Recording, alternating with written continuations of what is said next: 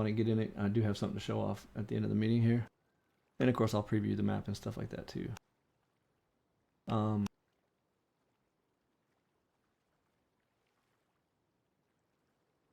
doing one last spam.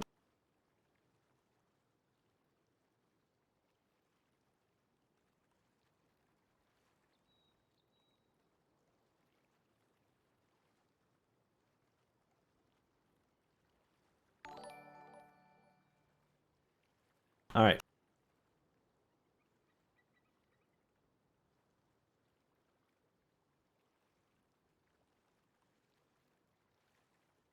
Cool. All right, I'm done spamming people now.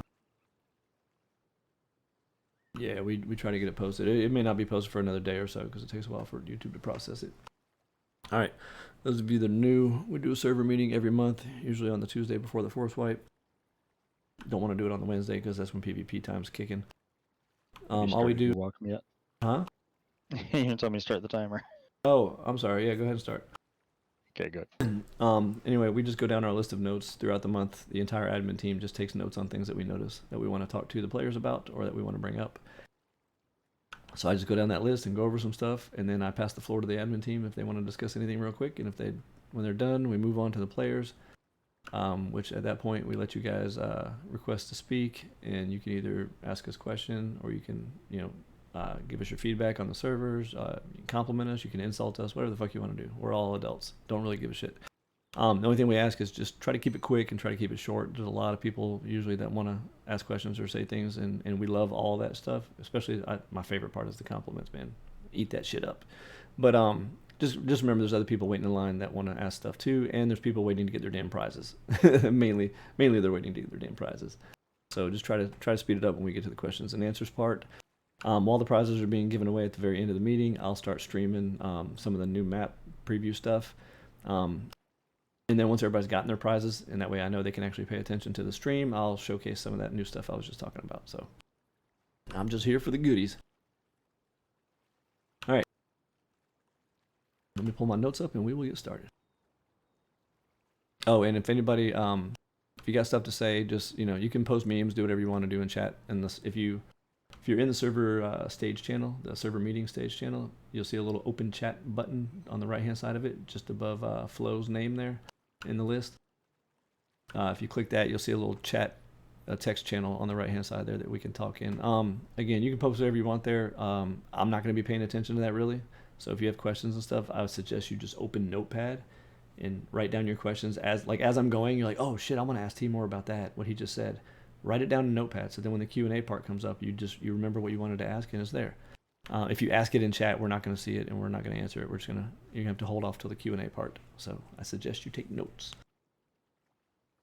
But you guys are more than welcome to spam memes and do funny shit while you're listening to me talk and talk and talk.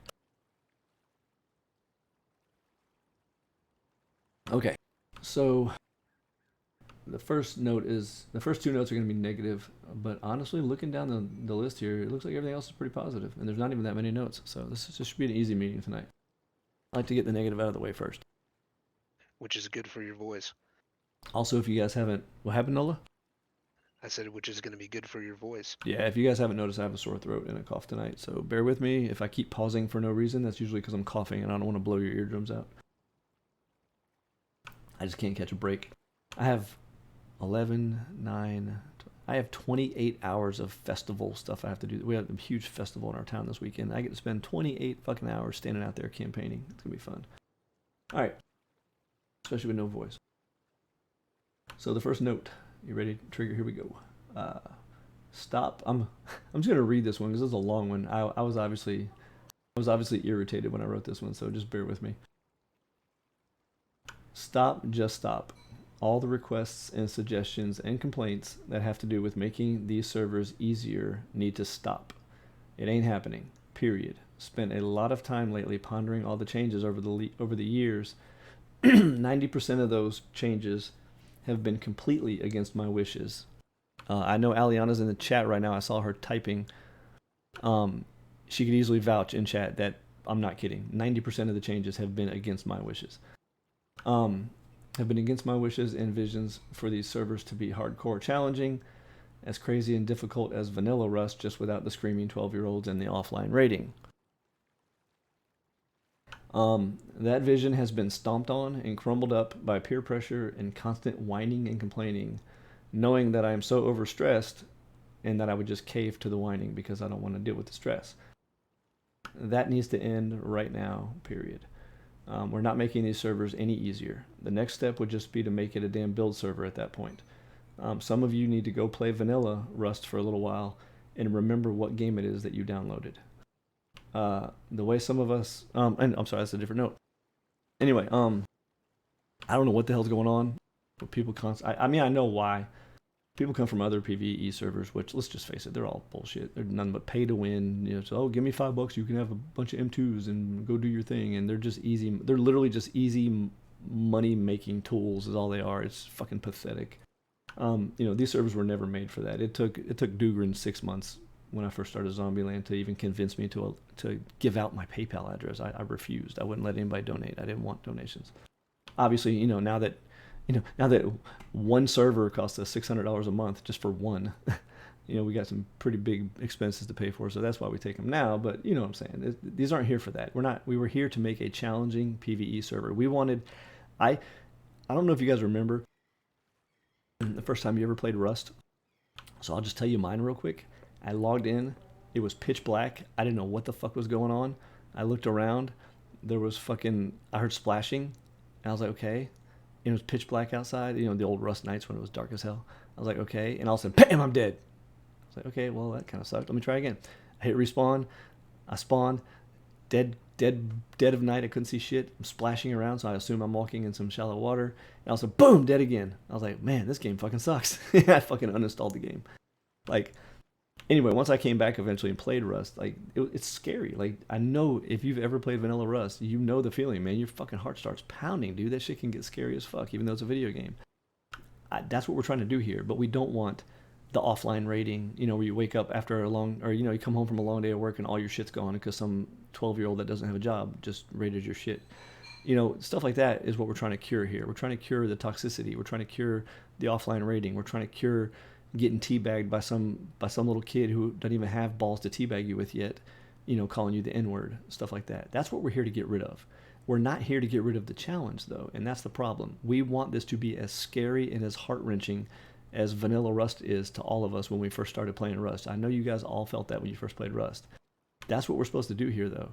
And the constant, I mean, it never ends with people whining and rage quitting and the suggestions of make this easier, make that easier, make this easier, make this more plentiful, make that more no.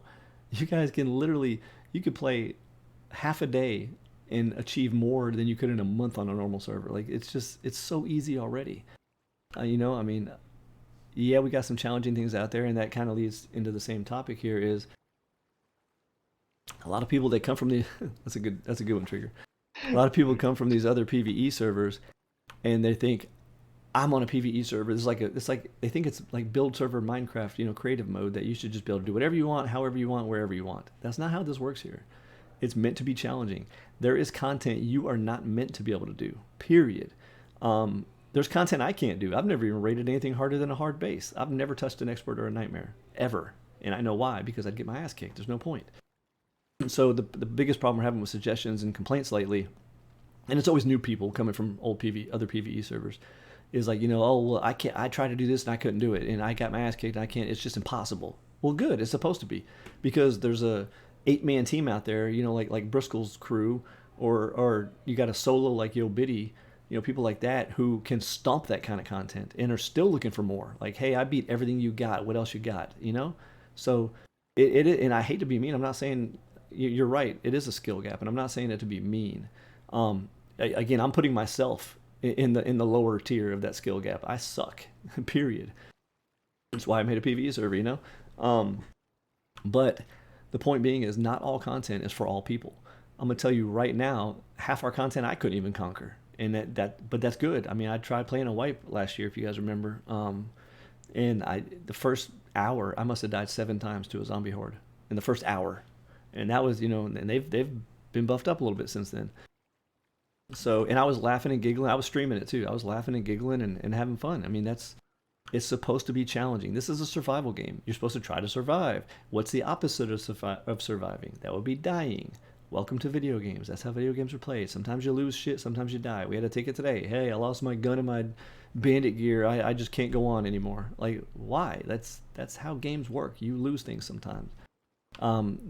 Saying I've been saying to my son since he was little is victory always tastes better when it's sprinkled with a little defeat.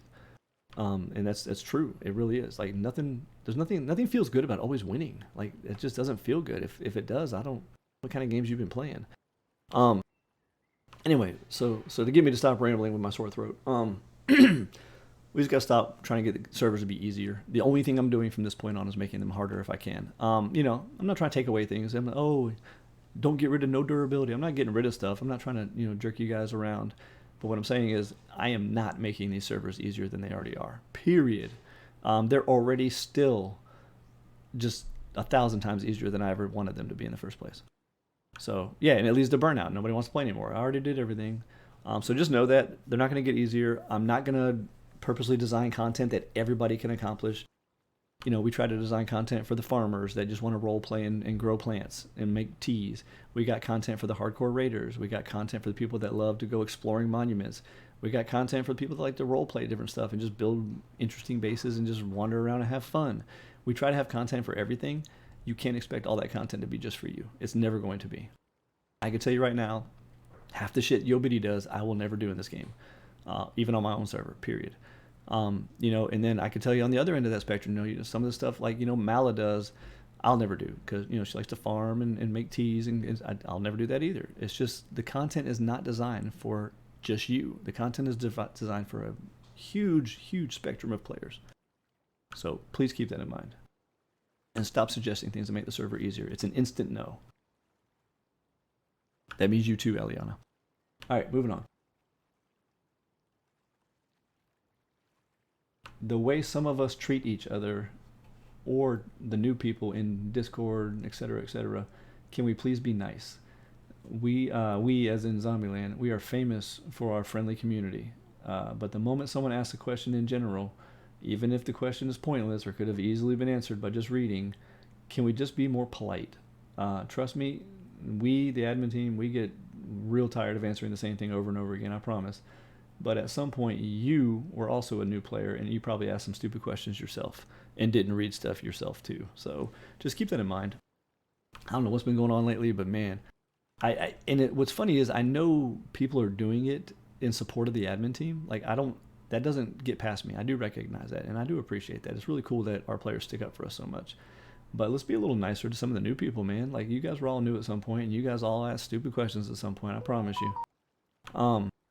But I've been noticing that lately. Every time a new player asks a stupid question, hey, when's wipe? Something like that. People are just getting so rude. It's like, okay, slow it down a little bit. Like, just give them a link to the channel or something. Move on. No need to harass them. Again, and I know you guys are doing it to defend us so that we don't have to keep answering the same dumbass questions all the time. But again, our Discord's got a shit ton of channels. There's a lot going on here.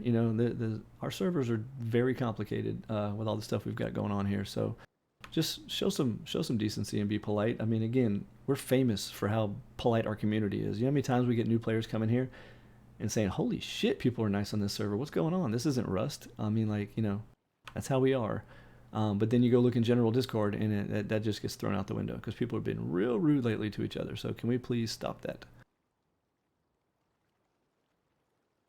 All right. Moving on. Halloween trolling. All right, here we go. Halloween. Sorry, you taking that one? Yep. I'll take it. So for players who have not been with us since last Halloween, our admins are on a fairly short leash in terms of player interactions. We like to keep it professional. We are players on server as well, but we don't participate in PvP. We try to keep things up front, above board. Anyway, during October, all that goes out the window because it's Halloween time, and it's time when we get to have fun. So during October, we like to troll players. We like to do it thematically. We like it to be Halloween oriented. This is all done in fun. We still have some very strict ground rules for doing this. Admins who don't participate in the training aren't even allowed to participate in that trolling. So, when we say trolling, this is things like making spooky sounds, opening and closing doors, turning on and off lights or furnaces or things like that. We are not allowed to do anything that could affect your inventory, affect your deployables, affect your base. And we also do our best to never interfere with actual gameplay. So, we're not going to troll you in the middle of a raid base or a monument or fighting a zombie horde. That being said, if you are someone who does not wish to be trolled, let somebody know. If we pop out and we're floating around spooky pumpkins or something, just be real clear. Just say, hey, I'm not really into trolling, and we've got flags where we can flag players that they aren't interested in doing it, and we'll avoid that. But it's important that you let us know because again, this isn't mean spirited. It's just us having a little bit of fun and keeping with the Halloween spirit. Yeah, with that said, we actually have flags that go both directions. We have a flag that lets our admin team know, like, hey, don't mess with this player. They're not really into that. And then we have another flag that says, like, go at it and have fun. This person loves getting trolled and having fun. Again, this is only during Halloween, only during October. We're really strict about never messing with players. And also with the trolling that we do during October, a lot of it's fun, and we've actually freaked some people out pretty bad before. But I'll tell you right now, we do have rules and guidelines on it that, speaking of which, like I said earlier in the staff meeting, you newer admins that haven't been here during October, you are not permitted to do any trolling until you've gone through quote unquote training with me, just to go over the guidelines and how we do stuff. And I'm saying that publicly here just so the players know. I take it pretty damn seriously. We do have guidelines and rules about the trolling. I'm not going to go over the whole thing right here in front of you in training, but like, we're not going to interfere with your gameplay. We're not going to do stuff that could get you killed. We're not going to pop out and scare you while you're sitting there trying to peek a corner for an auto turret type. You know what I'm saying? We're not going to do shit like that. We'll fuck with you in your base or while you're out cutting trees down or something like that. But we're not going to do anything that's going to impact your gameplay in a negative way. We're just going to fuck with you and have some fun and creep you out. And we may do annoying things and troll you with annoying stuff too. Like last year, I was sticking spooky speakers under people's foundations, so they're in their base and they just keep hearing that fucking noise, and they're like, "What the fuck is that coming from?" Spawn some chickens under their foundation so they can't see them, but they can hear them clucking. Just stupid shit like that. We like to have a lot of fun with it though. Yeah, we did that last year too. We got the entire admin team and we all dressed up as zombie horde, and we all started chasing people with chainsaws and shit and scaring the fuck out of them. So it's a lot of fun. And and when we do it as an admin team, we can open your doors and shit, unlike zombie hordes. So that really fucked people up. Like, we would run up and open their doors. They were like, "What the fuck?" So it's a lot of fun. And like Nola said, if one of you, if it happens to you and you're like, "Yo, hey, don't freak out on us. We're just trying to have fun." If it happens to you and you don't like it, just kindly tell them, like, "Hey, can you guys just flag me? I don't want to take part in that." Perfectly cool with that. Perfectly cool with that. Oh, that's funny, Gemma. Gemma. To the two people chatting in my stream, careful where you go with that. I have no problem banning people from my stream, and I do not feel good. I'm very tired. Haven't had dinner. It's not the night to start poking at the bear. All right, moving on. Rage quitting because I got raid lockout or I got killed, etc., etc. It gets old. Yeah, I mean, not much more to say than that, but yeah, I mean, like, this is a constant topic we have to keep saying.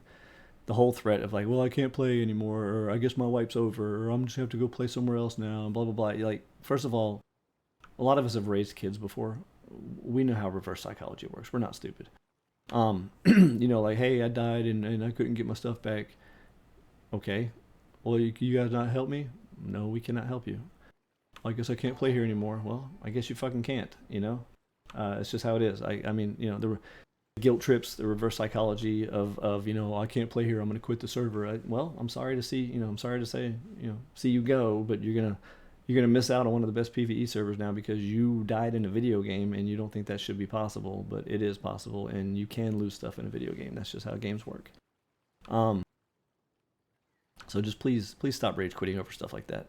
It's just not how it works. And the same thing with raid bases. You know, we got people, they go in their base, or they die in a raid base. They go back to their base. They craft some more boom real quick. Then they run to town because they forgot something. They go back to their base again, and then they come back to the raid and it's locked because they were gone for 20 minutes and it went idle. And they're like, well, no, I know it was only 7 minutes. I know for a fact. And like, well, we can actually see in the logs the last time you did something to that raid base. You know, it's definitely been more than 20 minutes. And well, I can't play here anymore. Then okay, whatever, dude. So please just stop threatening us with that stuff. The rage quits just never end. And if you are going to rage quit, yeah, more power to you. We'll see you when you come back because they usually do. And that's not being cocky. I'm very satisfied with our product here. I think we have a great server. So you'll be back. One thing that does irritate me when people rage quit, which, you know, it's a daily thing. People rage quit every day because they die and they expected this to be like all the other PvE servers, it's easy mode. Sorry, I started reading chat there and I got lost. Anyway, don't do the whole "who wants my stuff? Come get my free stuff." We don't do that crap here. It's already easy enough to get stuff on our servers. So I'm going to tell you right now, if I have to write that into the rules, I will. I know people have seen me blow up on people before about it. We don't do the whole, hey, everybody give me attention, I'm rage quitting, I want to make sure I get attention before I do. We don't do that here. If you want to rage quit, just rage quit. The log out button, you hit escape on your keyboard and then hit quit. We don't need you to give away all your stuff. Your stuff will convert to a PvP raid base after a day or two anyway. So just go ahead and leave quietly. We don't need you to burn bridges by doing the whole giveaway thing.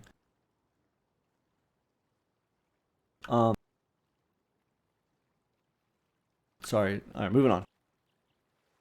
Keep getting distracted. Cough medicine got my brain messed up. All right, use the ticket system. Open a ticket. Let us review the situation at hand.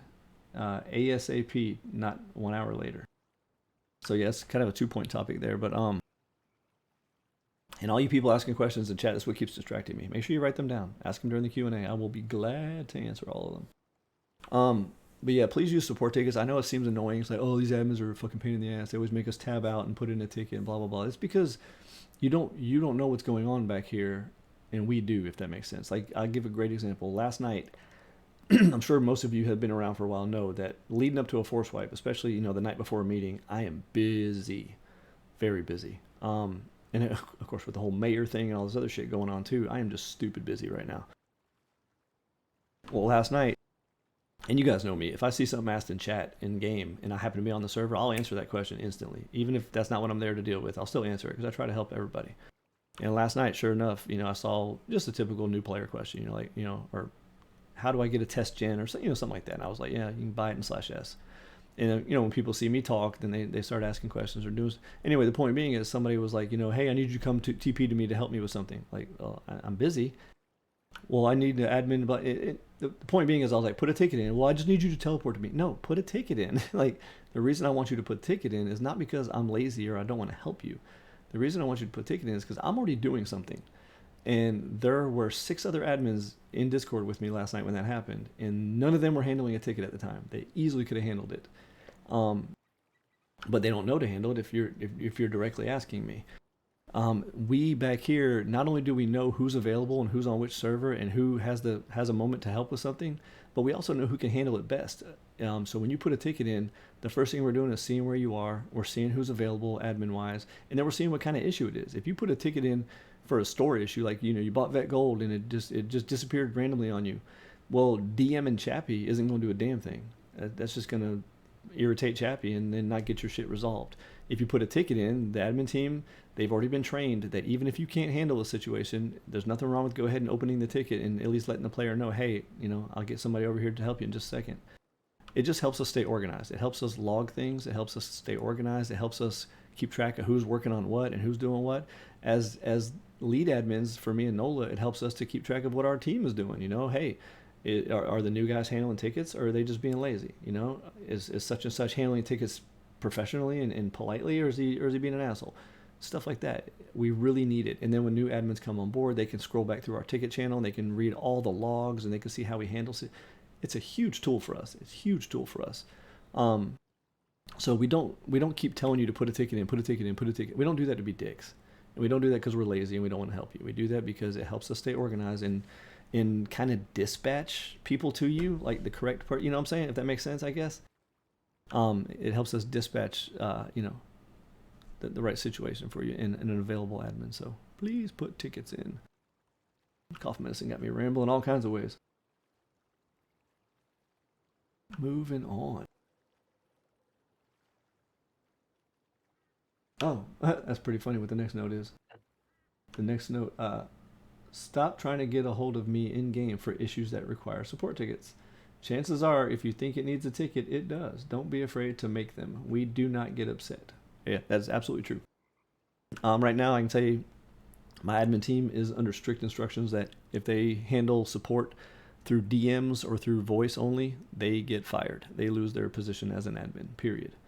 We do not handle support through DMs, and we do not handle it through voice. We have people, I think you had one yesterday, Nola, just come talk to me, just come talk to me. No, we don't handle tickets that way. Yeah. The reason we don't, and again, I know I'm rambling, but I want to make sure you guys are clear why. We don't ever do things to be dicks around here. We always have reasons. The reason we handle things that way is mostly for transparency. There is never a question. Like, I think I'm trying to do this as vaguely as possible because I don't want to call people out and embarrass people. But there was a ticket, and they were like, I just had a ticket yesterday and it wasn't handled the right way and blah blah blah. And Nola went and reviewed the ticket from yesterday because we take that kind of shit seriously. And like, it was fucking perfect. The admin in question handled that ticket perfectly. He was polite. He was accurate with what he could do and couldn't do. It was perfect. I mean, obviously, to the player, it wasn't perfect because they didn't get the outcome they wanted, but it was perfect. So that's another reason we want tickets, is for the oversight. You have to remember, we let our admins play on our servers. That is dangerous as hell, letting your admins play on your servers. And the way we get away with it and the way we do it legitimately is we have a lot of oversight. I mean, a lot. Everything they do, everything they say, it alerts me and Nola all the time. It's actually annoying how much shit we see go by. And the tickets are just another form of oversight for us. We can see how they're handling stuff, how they're dealing with our players. I mean, I've had admins where I didn't like how they were handling something with a ticket. I didn't like the way they were coming across to the player, and I've actually talked to them and said, hey, lighten up a little bit and you change your tone a little bit. Like, that's not how we deal with people here.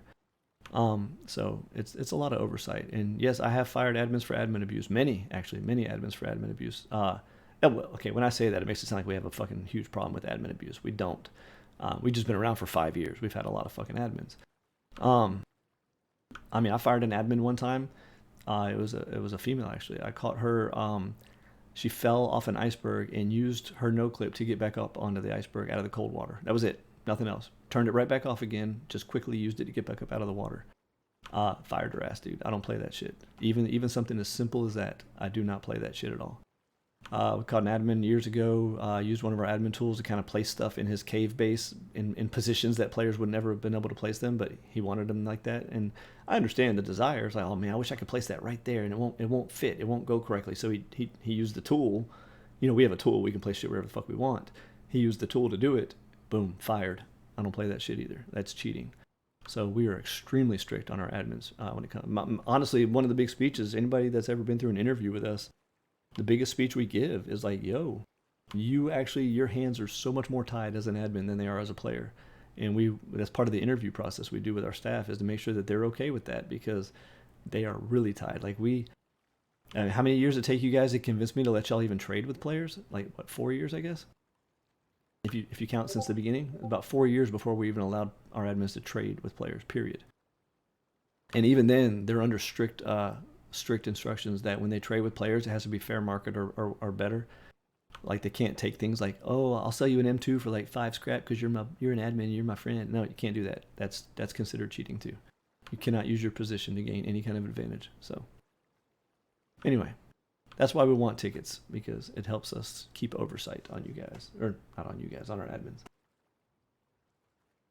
Speaking of admins, we actually are taking applications right now. And for those who do have some in, don't fret. I know I can see you right now. You guys are already starting to type like, what the hell? I've got one in, and now you haven't even contacted me. And now you're saying something else. No, it's okay. I've got, I think, 6 that I'm going to be scheduling to talk to that are pending right now. Yeah, you hear that? That's my phone when it keeps going off. I just haven't had time. I'm just getting slammed. And our person that used to handle all admin training and interviews, she has retired and shoved the retirement foot right up my ass. Just teasing because I know you're in the channel. Yeah, I'm getting around to it. Don't worry. I got 6 of you. I mean, don't get me wrong. There's definitely was some rejection ones, but there's about 6 apps right now that are open that I will be getting around to talking to you guys about.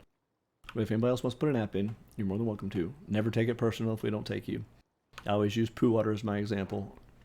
Hopefully he's in here. I don't like talking behind people's backs. But Poo Water is one of my favorite fucking players of all time.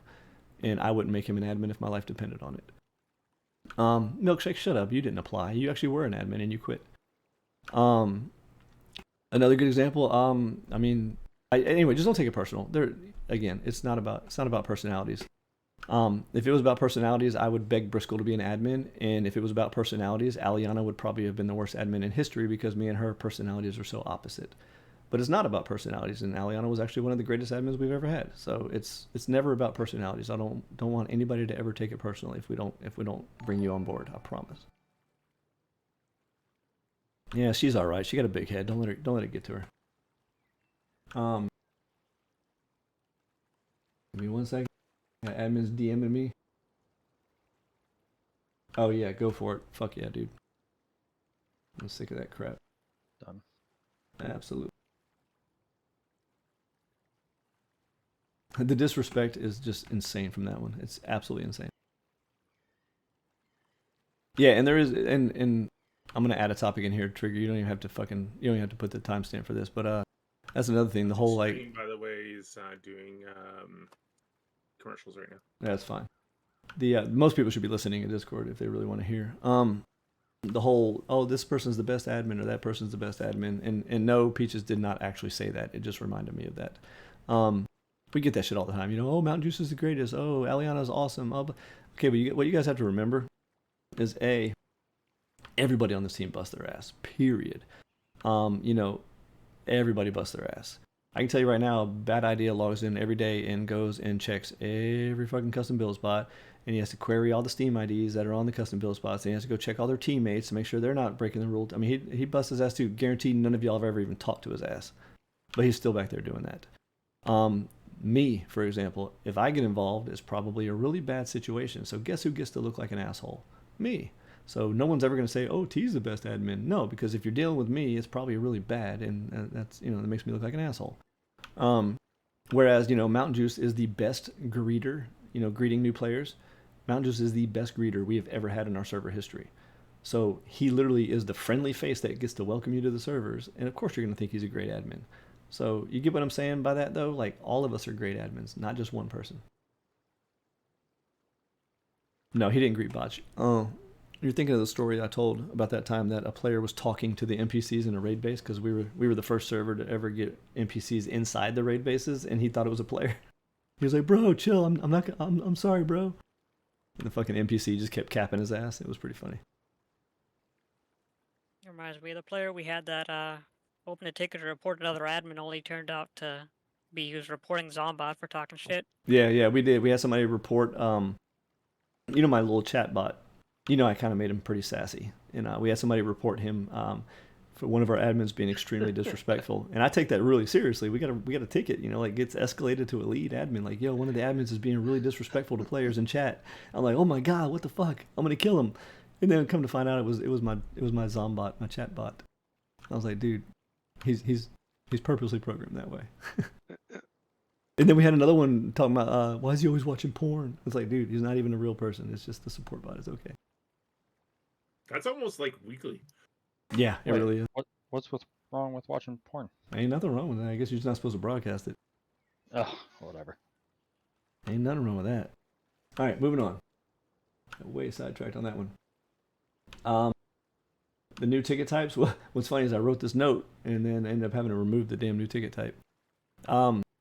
I got rid of the non-emergency ticket type because, again, this note was actually for me to announce the non-emergency ticket type. Now I'm talking about why I removed it.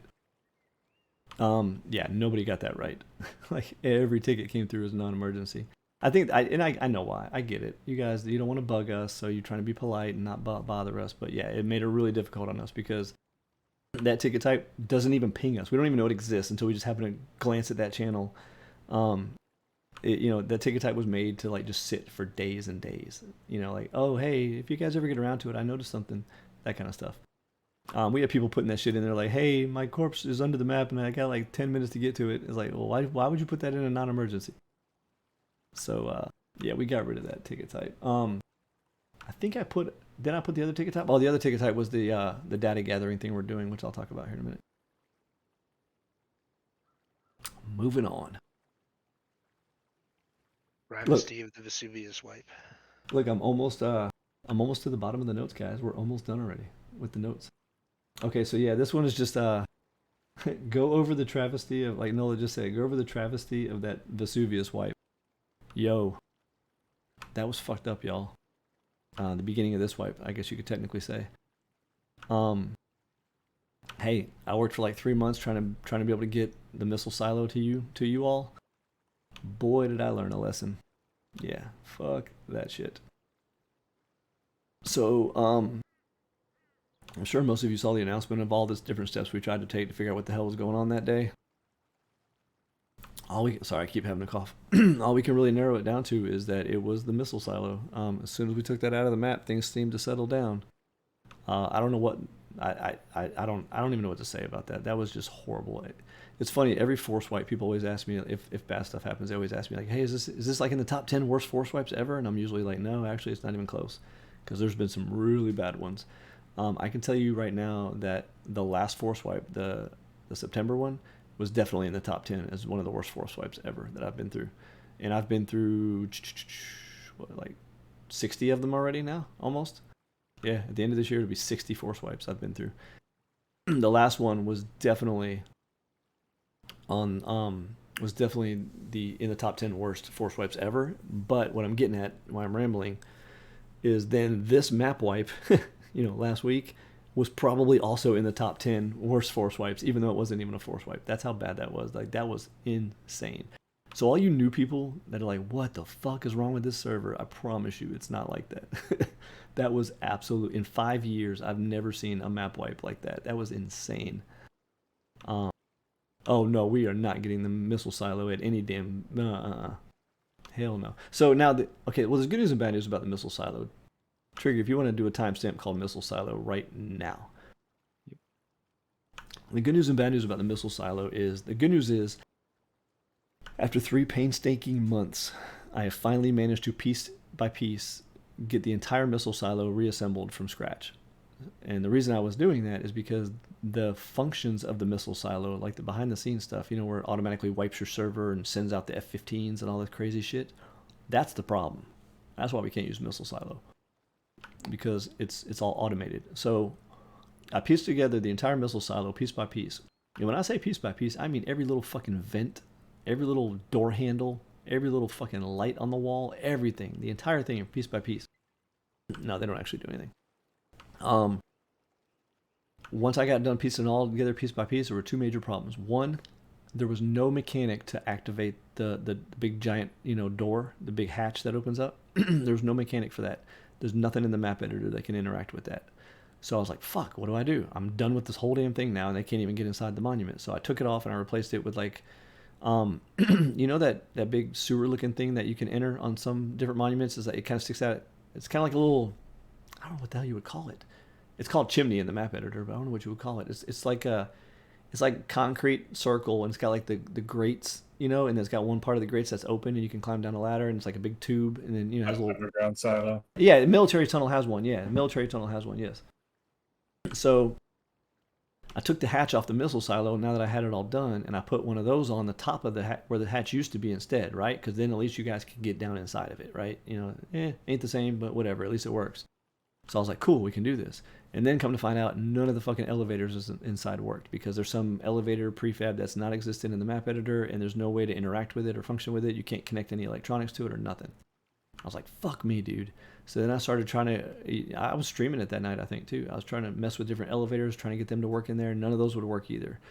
That's why I was like, fuck this, man. I worked for 3 months on this and we can't even use it. That really pisses me off. So I was like, you know what? Maybe there's another way. So the reason we can't use missile silos is because, like I said, it does an automated thing where it wipes your server for you. Even when you don't even have to tell it to. It just does it. And it's been real buggy. It's been wiping servers like without even being told to. It's just real buggy. Facepunch did not give us any kind of convar or setting to turn that feature off. It's just built in to the missile silo. Somebody in RSO, like, hey, you could always just manually override the wipe date. The server tries to come up with its own wipe date based on your flag, like the bi-weekly flag that we have. And there's only bi-weekly, weekly, and monthly. Well, we're like 10-day wipes, so there's no flag for us. So we kind of pick bi-weekly because that's the closest, but that won't work with the missile silo. The missile silo reads your flag, and then it decides your wipe date for you. So like if you have bi-weekly, God, that fucking GIF is annoying. If it reads that you're a bi-weekly, then it's gonna automatically wipe your server on force wipe, and then automatically wipe your server 2 weeks after force wipe. Period. Nothing you can do about it. It's part of the monument. Now there is a command you can do to set your wipe date to a custom wipe date, right? So somebody was like, hey, just set it way in the future, and manually override it so it's past your wipe date so it doesn't automatically wipe your server. I was like, that's a good idea. So we did that. We tried it on the test server. Things seemed like it would be okay, but again, the test server has no people on it, just me. We set the wipe date in the future and all was good. Well, that we think is what was blowing up all the servers on wipe day. That whole config variable, setting it into the future, I think that was kind of breaking things, like where the server was like, wait a minute, that's not when the wipe date is supposed to be. And then my variable in the future was like, well, that's where I'm telling you it's going to be. And then like, I think that's what happened. And I think that's what the conflict was. And that's why it fucked everything up. So long story short, I rebuilt the whole damn thing from scratch. We couldn't use it because some of the electronics wouldn't work. So then I tried to use the real one, thinking I could just override the wipe date. And obviously you saw what happened there. So I don't know. If we can ever, my phone never stops. If we could ever get my piece-by-piece missile silo working with the electronics, maybe the map editor will release the pieces we need to finish that. I'll gladly put it on a map for you. But I am not putting the real one on a map again. Hell no. Definitely not going through that again. How many times did we wipe that day? Like 4? It was ridiculous. First time in 2 years I missed a wipe, so you can just blame it on me too. It is. It's all on you. We do. According to everybody in my stream, everything's your fault. That's fine. Report it and blocked. That's all. Yep. But yeah, I mean, it was just horrible. We wiped like 4 times that day. All right. Man, we only got two notes left, and they're both positive. Well, one of them was just neutral, but the other one was real positive. All right, so y'all, the next note is, y'all do know Zeds wipe, right? No need to try to whore up tens of thousands of Zeds. They're gonna wipe. You want to play day trader? Play day trader. Whatever floats your boat. Not my business. But let's tone things down a little bit. Like, you can't take them with you. Like, they don't go with you. So once you got, 50,000 Zeds in your bank right there, and you're purposely buying up everybody's shit so you can relist it for higher prices to try to make more Zeds, like, at what point is it kind of like, well, what I like to do with everything I do in life is take the scale and put some stuff on one side of the scale and some stuff on the other side of the scale and see which one weighs more. If you've already got 50,000 Zeds and you want to keep day trading and jacking up market prices to try to make more Zeds, at what point do you put that on one side of the scale, right? Hey, look, I've got 50,000 Zeds, but I can make 10,000 more if I buy up all the stone and then sell it for a higher price. Okay, put that on one side of the scale. Now let's put on the other side of the scale what you're doing to other players. New players that don't have that much, and they're like hoping to buy some stone or a test gen off the market, or buy some gear or a gun off the market and stuff like that. Think about what you're doing to them. Like, think about how bad you're fucking them over. Again, I'm not telling you how to play the game. But just try to take other people into consideration sometimes when you do things. Again, if you got 1,000 Zeds and you're trying to make a couple more thousand so you can buy a nightmare or something, hey, I'm all for it, man. Do your thing. If that's how you make the money, make the money. I'm cool with that. But this isn't the real world. You can't take it with you. You can't retire. Just try to think about some of the lower tier players that don't have as much time to farm and do stuff like that, and you're really fucking them up by buying up everything and listing it for higher prices so you can drive the market up, and all you're doing is screwing the little guy. You're not doing anything for yourself positive because, again, you can't take them with you anyway. So And it's not just about the whole day trade tactic. It's all kinds of things like that. You can't take the Zeds with you guys. So, you know, let's just let's be a little more forgiving with those things with some of the other people. All right, moving on. Last note. Here we go. So we are in a huge, I don't even know what to call it. I don't know. This happened like a year ago, and we're back at it again. Where Outbreak is just so fucking packed. The last time we went through this is when we renamed. You know, remember? I don't know how many people in here are old enough to remember that, but Main 1, Main 2, and Light. Yeah. Last time this happened, we had to rename the servers, trying to get people to stop crowding Outbreak. If you guys haven't noticed it, every new player goes to Outbreak. I know why, because it's the most populated server. It's always full, and that makes it show up in the list better. For those that are new here, Infection is a duplicate of Outbreak. There is no difference. Well, actually, there is a difference. The difference is on Infection, you don't get a lot of new players, so you get less trolls. Not that new players are trolls, but let's face it, that's where trolls come from, new players.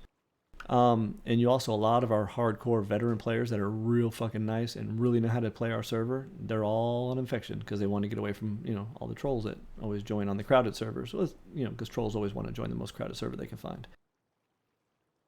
But Infection is a literal duplicate. So in the past, you know, we started server transfers, and you know, we transfer your playtime, your RP, your levels, your experience, and all that stuff, and it was working. It worked good. We even had different programs we did trying to lure people to switch servers and stuff like that. Also, Utopia is also a duplicate. The only difference with Utopia is there's no PvP day. If you're the person that's like, yeah, I don't even play on PvP day because I don't like PvP, go to Utopia. Utopia's population is actually growing pretty fast. They don't have a PvP day. On their quote-unquote PvP day, we do something different. It's called Raid Day. And on Raid Day, on Utopia and Terminus actually, we turn off cooldowns on raid bases. You can raid unlimited raid bases, just back to back to back to back if you want. And we turn off cooldowns on Bradleys too. So you can back to back to back to back on Bradleys too. You can do whatever you want. Just go ham. That's what we do on Utopia. There is no PvP day. It's just Raid Day. The only other difference is people can steal on Raid Day. That rule and that plugin go out the window during Raid Day. So if you're on Utopia, nobody can raid you, but if you leave your front door open, they can come inside and steal your shit. Anyway. Lock your stuff.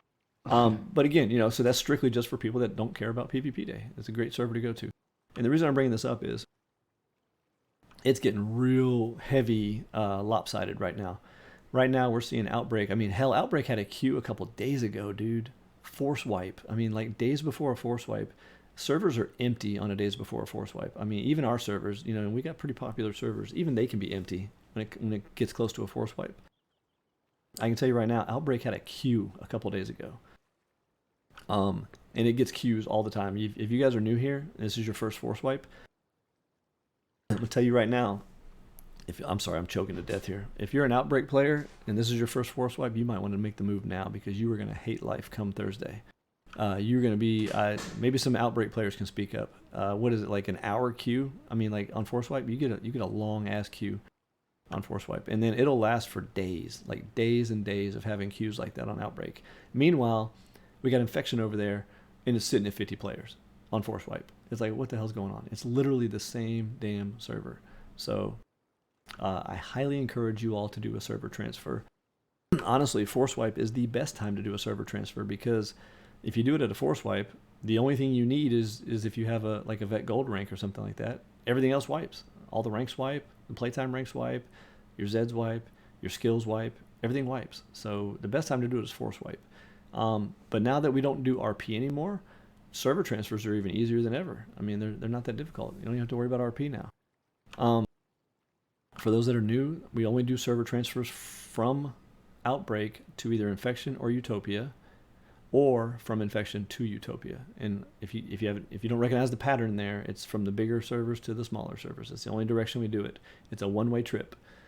Obviously, you're more than welcome to go play wherever the hell you want. We're not gonna we don't ban you from Outbreak after you transfer, but we're not gonna transfer you back, is what I'm saying. If you transfer to Infection, you can't put a ticket in asking to be transferred back. We will reject that. I can tell you the biggest 24 hours of force wipe. You forgot that other point. I'm getting there. The biggest the biggest issue we have with getting people to transfer, even though they're duplicate servers, is every single person always says the exact same thing. I must hear this 50 times a month. They all say the same thing. They all say, yeah, but I like the nice and full server. I like it with lots of people. I like it when there's 80, 90 people online. Well, guess what? If all 50 of you that keep saying that to me would just do it, then guess what? Infection would have 80 to 90 people too. Just like, you get what I'm saying? Like, nobody wants to be the first person to make the jump, and it's like, oh, I'll just wait till there's more people. Well, guess what? Everybody is saying that. So you're all just going to be sitting around waiting. If they would just do it, it would be fine. For you Outbreak people, they're like, well, we don't want Outbreak to get empty. Trust me, it's not going to get empty. That's the server that all the new players join. 50 of you could transfer to Infection tonight. Thursday, Outbreak will have a queue. I promise you that. And yes, you can go from Infection to Utopia. The only other caveat I got to tell you about server transfers, we absolutely do not do them on Force Wipe Day. Period. We technically don't do them on Wipe Day, but we've had a couple wipes where, wipe went pretty easy. It wasn't that hard. All clear came out pretty quickly, and we might squeeze some transfers in afterwards. But on Force Wipe Day, no. We won't even look at your ticket on Force Wipe Day. That's how busy we are. So if you are trying to transfer, here's what I can tell you. Either put it in now or tomorrow, before, and preferably before PvP starts, but you could put it in. And honestly, the cool thing about it now, I'm actually thinking as I'm talking here, is Wookie. I'm thinking about it like it doesn't really matter anymore now that we got rid of RP. If you don't have a vet gold, like a gold rank, like a donor rank, you don't really have to worry about shit. You literally just go play. Like, you don't have to transfer anything, honestly. So yeah, if you're gonna transfer on the Force Wipe and you don't have vet gold, just go play there when the Force Wipe starts. You ain't got to put a transfer ticket in. You just go play there. If you do have a vet gold, wait to put the ticket in. If you have to, or do it ahead of time. You know what you could do if you're really concerned.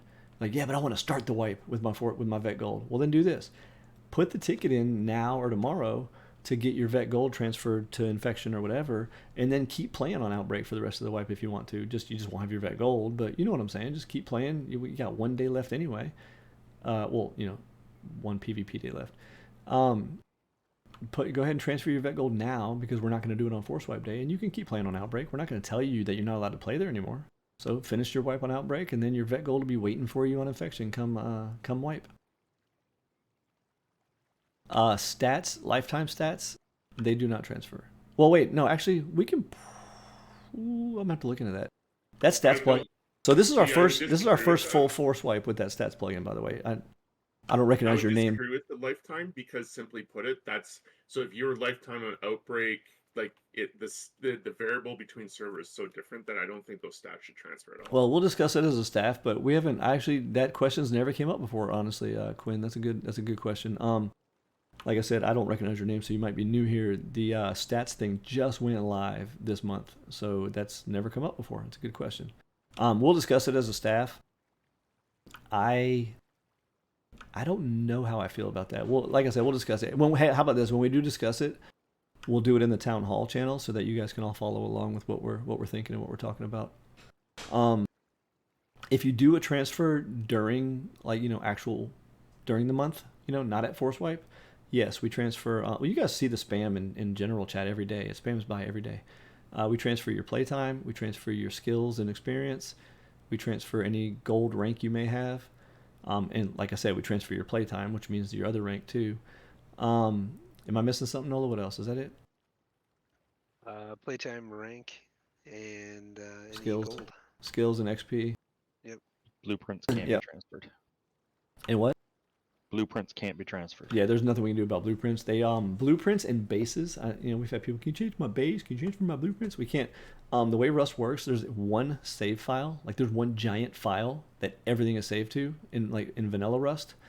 Your blueprints and your bases are saved in that file. I cannot alter that file whatsoever. If I even flick a booger at that file, it's going to wipe the server. So no, I cannot touch blueprints or bases. Which is another reason why I keep telling people at wipe to do it. We used to always tell people at Force Wipe because of RP and stuff like that. But honestly, you can transfer anytime if you want. But Force Wipe's a good time to do it because most shit wipes anyway. So, all right, with all that transfer talk, that wasn't even what my note was about, believe it or not. but I wanted to explain transfers before I said my note. We're going to do a server transfer giveaway again. We did this about a year ago to try to lure people the fuck off of Outbreak because Outbreak was so overcrowded. It had hour-long queues and the other servers had like 30 people. We're doing a giveaway again, but we're doing it different this time. Last year, we gave away $25 gift cards to people that transferred. 99% of them fucked us in the ass. The whole deal was, you get this gift card, but you got to stay on that server. You got to blah, blah, blah. So all they would do is they would transfer over. They'd stay there for a day or two, take the gift card, and then go right back to where they were. And they basically ripped us off. We gave away almost $800, and literally, I think 2 people didn't rip us off out of that $800. So we're doing it different this year. Yeah, that's how people are. We're doing it, which is dumb because, you know what's funny is I even contacted some of them like, why would you do that? Like, why'd you do that? And they're like, oh, well, I went over there, but there was only like 40 people. I really missed having 90 people. Yeah, but all of you just went back. If you all would have just stayed, you would have had 90 people. That's the math.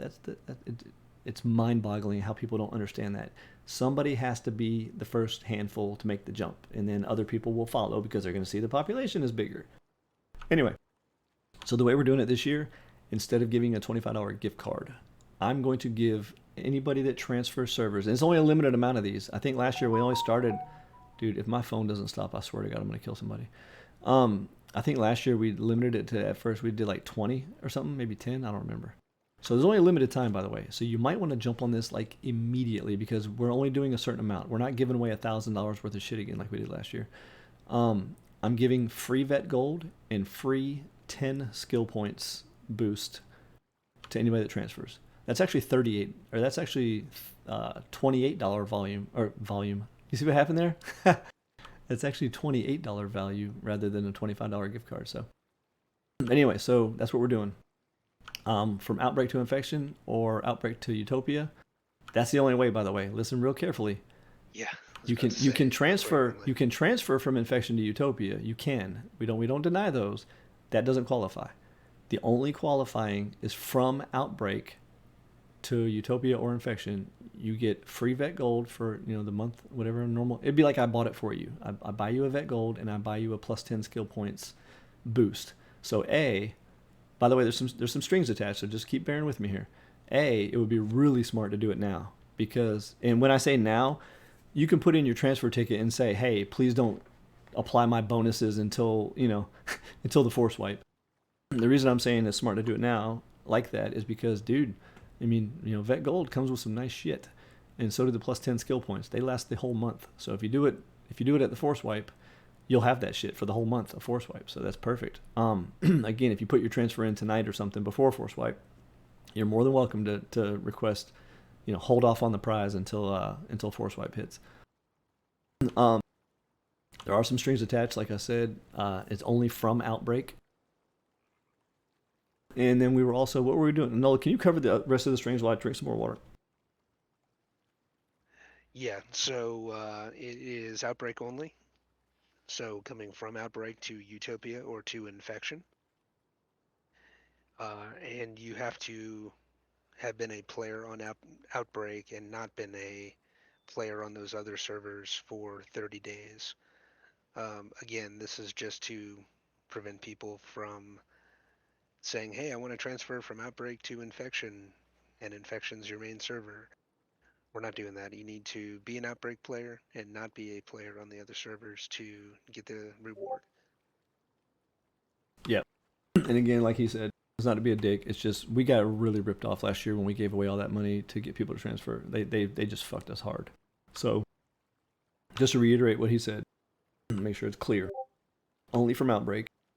This is for the money, by the way. Like I've said 8 times now, you can transfer anytime you want for anything.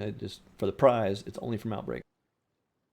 And if you played on that server that you're transferring to in the last 30 days, then you don't qualify for the prize. Now, with that said, we agreed as a staff earlier in our staff meeting that we're going to look at your playtime on that server. If it was like an hour or two, maybe there was an event going on, or maybe you just wanted to go check it out. You're like, hey, let me go see what Infection looks like. Or maybe you logged there first and you're like, I heard they got a higher pop server. I'm going to go over there now instead. So we're going to check your playtime. If you have under 4 hours on that server in the last 30 days, you qualify for the prize. If you have more than 4 hours on that server in the last 30 days, you do not qualify for the prize. Does that make sense? It's to prevent, like Nola said, it's to prevent people from, I play. I'm gonna use somebody out of the chat here. So let's say Grim Reaper. He's been playing on Infection all this damn time, but he does have some stuff on Outbreak. Maybe he played there a while back, and so he logs into Outbreak, puts a ticket in, transfer me to Infection, he gets a fucking free prize. That's what that's to avoid, is to avoid us getting ripped off like that. Because the whole purpose of this, like Nola said, is just to spread the population out. We have so many servers. We spend a buku of money on having all these servers. It's a waste to have people waiting in an hour-long queue on Outbreak when they could literally be playing the same damn thing on the other server. So that's why. No, we do not let people transfer from low pop to higher pop. All right, so that was my last note. With that said, I'm going to normally ask the leads, but it's just Nola. So Nola, you got anything else you want to bring up before I pass it to the admins? No, man, I'm just I'm stoked for October. We have a lot of fun. If anybody has any cool trolling ideas, feel free to share. Yeah, absolutely. Speaking of which, the with the trolling, that reminded me of something I wanted to mention to players, and you don't have to timestamp this, Trigger. It's just a little side comment here, but don't be scared of putting tickets in. Y'all don't bother us with tickets. I promise you. I mean, Apologizing. Yeah, quit apologizing. Quit feeling bad. Like if your ticket is dumb or a waste of time, we're just gonna tell you and close it. No big deal. It's not gonna bother us. It's not that hard to close a ticket. It's one button click. And the reason I even brought that up is because he said, if you have any trolling ideas, hey, even something as dumb as that, you're allowed to put it in a need admin ticket and say, hey guys, I don't need any help. Had an idea for trolling. Here's my idea. And only thing I ask is that if you put in an unimportant ticket like that for need admin, just expect that it may sit for a while because we're handling the more important shit first. Or it might not even get a response other than for thank you. Yeah. Close it, but you get a nice comment at the end of it. Well, thank you. Whatever. We have a button we can click that just says close ticket with a comment or something like that. We may just close your ticket and say thanks for the idea. But don't ever be scared to put tickets in. I mean, seriously, ask Yo Biddy. He puts tickets in about everything. And by the way, that wasn't a dig at Yo Biddy. He puts tickets in. He finds bugs and glitches and stuff like that. So nothing bad on him. But and every time he does, he's like, I'm sorry, I keep bugging you guys. No, it doesn't bug us. That's what we're here for. So feel free to put tickets in about stupid shit. It doesn't bother us a bit. Well, unless the stupid shit is, you died to regular gameplay and you want us to go get your shit back for you. That ain't gonna happen. All right, any admins? I'm assuming Reaper, you got something? Because I saw you click your thing there. Anybody got anything? Admin team? Staff, admins, all y'all? Yeah, just a reminder for folks, this weekend, server events. Want to first of all thank the Outbreak Utopia players for coming out to the last one, and the few Infection players that we do have kicking around still. But reminder, this weekend we're going to be doing the rally race. We did this once before. It was the Death Rally.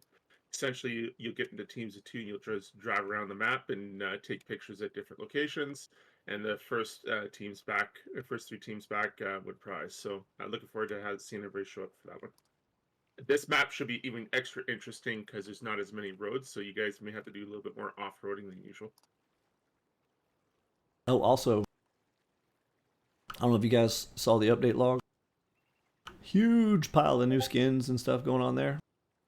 We actually had some player volunteers jump up and, a player volunteer. Aliana's a retired lead admin. She thinks she's a player, but she's not. She's fooling herself, and we let her fool herself. That's fine. But yeah, so that's what I'm getting at. Calm down, Aliana. I'm getting to him too. But yeah, we had a player volunteer, Milkshake, and Aliana teamed up, and they did a huge bunch of finding some really cool new skins and stuff to put in there. So I hope you guys enjoy that. I know the rank lock part of it in the update log probably sounds like a negative when you read it. It's actually meant to be a positive. I've had a lot of people like, hey, I thought like certain ranks, certain skins were just tied to certain ranks. It gives me something to work for, yeah. So we finally did a huge audit on that too, and put a lot of the desirable skins behind ranks. And they're not unobtainable ranks, but we put some of the cooler ones behind VIP, veteran, stuff like that. We even put some rank skins for champion. We put some rank skins for top raider. Top raider's got some own skins now that are custom to just them. All that stuff. So it goes live at Force Wipe, but big shout out to them for taking care of some of that. We got some new raid bases out there. We've revamped a lot of raid bases and put SAM sites on tons of raid bases. As a matter of fact, the ultimate goal is everything hard, expert, and nightmare is going to have at least one SAM site on it to deal with the attack copters. So be prepared for that coming in.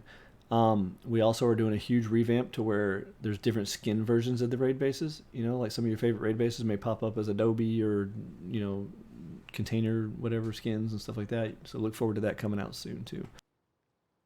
And all the stuff just takes a lot of work. So, I'm losing my voice. I'm going to continue letting the admins talk here and get to the Q&A, but just a reminder, I do have a really cool new project I'm working on that I want to show you guys tonight. So stick around for that. Admin team, staff, you guys got anything else you want before I go to the Q&A? I'm good. All right. Easy stuff, easy stuff. Okay. All right. I've move- got it open.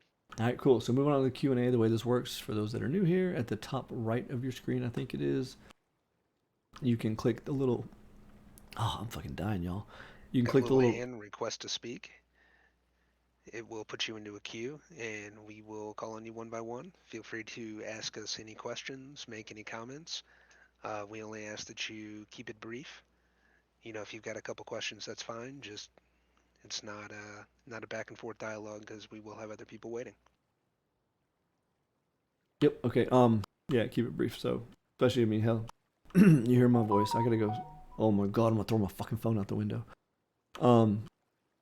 No dumb questions, only dumb people. Yeah, and hey, warn us if Lando's gonna be one of the. I think is Lando even here anymore? Or is he mad at me still because he is he here? I know he was all mad at me I haven't seen because him in the meeting. yeah, he was all mad at me, thinking I purposely removed skins. There was a big bug with the skins plugin, which I think is actually still live right now. So luckily at Force Wipe, you're gonna see a big difference in the skin shop. There's some we had something fucked up. Yeah, it's fixed, but I don't know. Is it fixed live? Okay, I did hot fix it. Cool. He was all mad at me about that, like I did it on purpose. You guys should know I don't ever take things away from you on purpose. If I take things away from you, it's to provide challenge, and there's no challenge in skins. So I would never just take them from you for shits and giggles. All right, go ahead. All right. First up, we have Just Mad.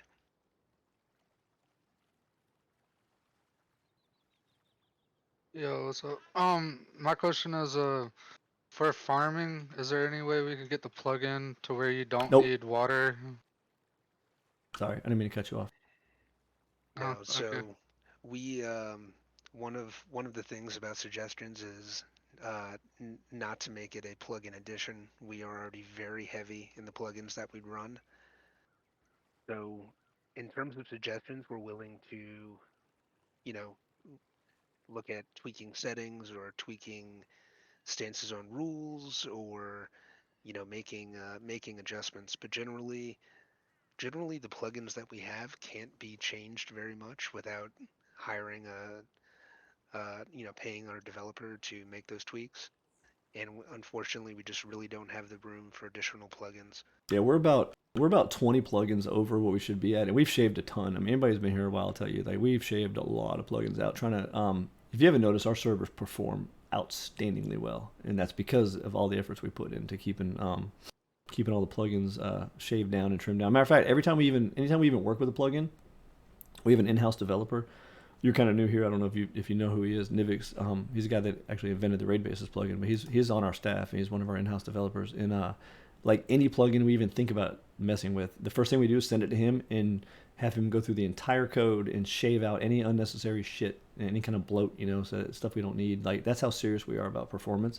So the only reason I'm rambling about it is I didn't want you to be like, wow, that guy's a dick. He just shot me down instantly. But we are so serious about not adding new plugins that to add a new plugin or to even think about adding or even to look at a plugin, we actually go through. A matter of fact, the current market system that we have, that the marketplace and the shops, that actually was suggested by one of our admins, and I even told him to get fucked when he suggested a new plugin. I'm like, what are you, stupid? Like, you know how we do things here. But then I started looking at it and I'm like, wow, this actually might be a good idea. And even to use that, we had to shave out other things. If you guys remember, well, I don't know if you were at the last staff meet or the last meeting last month, but to get the new stats system, the only way we could do that was to get rid of RP. You see what I'm saying? It's always a trade-off. And if we're going to even bother doing something like that, or even if we do have a trade-off, let's say you're like, yeah, but you know what, T, you could get rid of this plugin, nobody uses that, and then you could do my farming plugin you wanted. Even then, even if I did have a valid thing to shave off to put a new plugin in, I would still need a valid reason to do so, because we honestly could lose another 20 plugins and still have too many. And when I mean a valid reason, I don't mean like, well, I would use it. I mean, like, it's got to be hardcore. Like, as you can see, the markets in the shops, that's pretty damn useful. You got to admit, like, there's no question that that's real freaking useful and really cool. So it has to be just blow your socks off important for us to even consider a new plugin.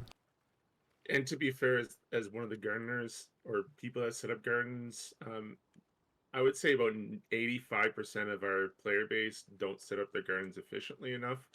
If it literally takes 5 minutes to set up the garden within our rules and deployable guidelines to the way that is needed for it to be run efficiently with water and everything else. The not needing water plugins, I'm thinking, is like meh. sorry, I didn't mean to interrupt you. I'm thinking next server meeting, maybe we do like a little quick demo on setting up farms. I've actually got I a love YouTube that. series I'm setting up right now for that. Yeah, right now. maybe we should set up some kind of little tutorial, because and just Matt, I'm not saying this is how you do it, because I've never seen your base, but I'm saying, like, in general, I can tell you right now, I personally ask my staff, I constantly fly around bitching about farms all day long. That's all I do. I bitch about farms constantly. Worst thing to ever happen to Rust, because of the amount of entities it causes. And industrial stuff. But every farm I see, I don't think other than people that I know have been doing this for years, if I fly by Aliana's base, she knows how to set hers up. Hell, she's the one that taught most of us how to do it. But, sorry, every base I see never has them set up correctly. They always have a ton of sprinklers, a ton of lights, and a ton of extra stuff they don't need. So maybe we'll set up a little tutorial one day or something. That'd be cool. Any other questions from you, man? No, that's it. I'm sorry I shot you down so quick, but it's a server thing. You've been here for a while, you know. As soon as the word plugin comes out of your mouth, I'm surprised the whole chat didn't light up. Yeah, now you're good. All right, man. I appreciate your question, though, bud. Thanks, Matt. Hey T, can I get a new plugin? Hell All no. right, Dr. And Ling push Ling. band. And T is going to let you ask your entire question before answering. Yes, I will. Cool. Unless you say plugin. Plugin. Oh, he's banned. I missed the first 30 minutes, but my question was, why'd you take out the enchantment kits in a lot of the quests? Why did I do what? I'm sorry, I was typing. You took out a lot of the enchantment kits as a reward in a lot of the quests. Yeah, I've explained this probably 30 times all over the Discord and servers and everywhere else in meetings. When I agreed to, same concept, hey, a plugin. When I agreed to finally shave off, I think I shaved like 5 plugins off to put enchanting in. When I finally agreed to shave off a bunch of plugins and install enchanting, I said, from day one, this is strictly going to be like a supplemental little bonus. Like, this will be like a extremely rare. Most players will never even see a single enchantment their entire wipe. And then the players, and I actually made the skills in the skill tree. Those are made by me. Those don't exist in the real skill tree. I actually made those myself. All the enchanting skills. I was like, I'll make some skills, and if people skill up in the skills, maybe they could get a couple enchantments in a wipe. Maybe they could even assemble a whole kit, with each piece of gear having an enchantment on it. Having a whole kit with a couple enchantments on each piece of gear would be impossible. I was like, if you spent every single skill point on enchanting you'd be lucky to have a single kit by the end of the wipe that's enchanted. That's how rare I wanted enchantments to be. I'm surprised you guys haven't seen me bitching about this in announcements, because I bitch about it constantly. I kept getting convinced over and over again. Oh, make it easier. Oh, add them to quests. Oh, we should make them as quest rewards. Oh, we should add it to this too. Oh, let's make it so. And then I got convinced. Let's let players sell the ones they don't want so they can get new ones. I got convinced to do that too. Oh, let's let players do this, and let's make them drop from zombie hordes. Let's make them drop from raid bases. Let's make them. That would be the tokens. Let's let players buy them for this. Let's let players buy them for that. Let's add them to quests. And now, literally, I saw a wipe one time where a player had thousands of enchantment kits in one wipe. Thousands. Of course, he had the skills, but still, what did I say earlier? Even with the skills, you should only get maybe one kit by the end of the wipe that's enchanted.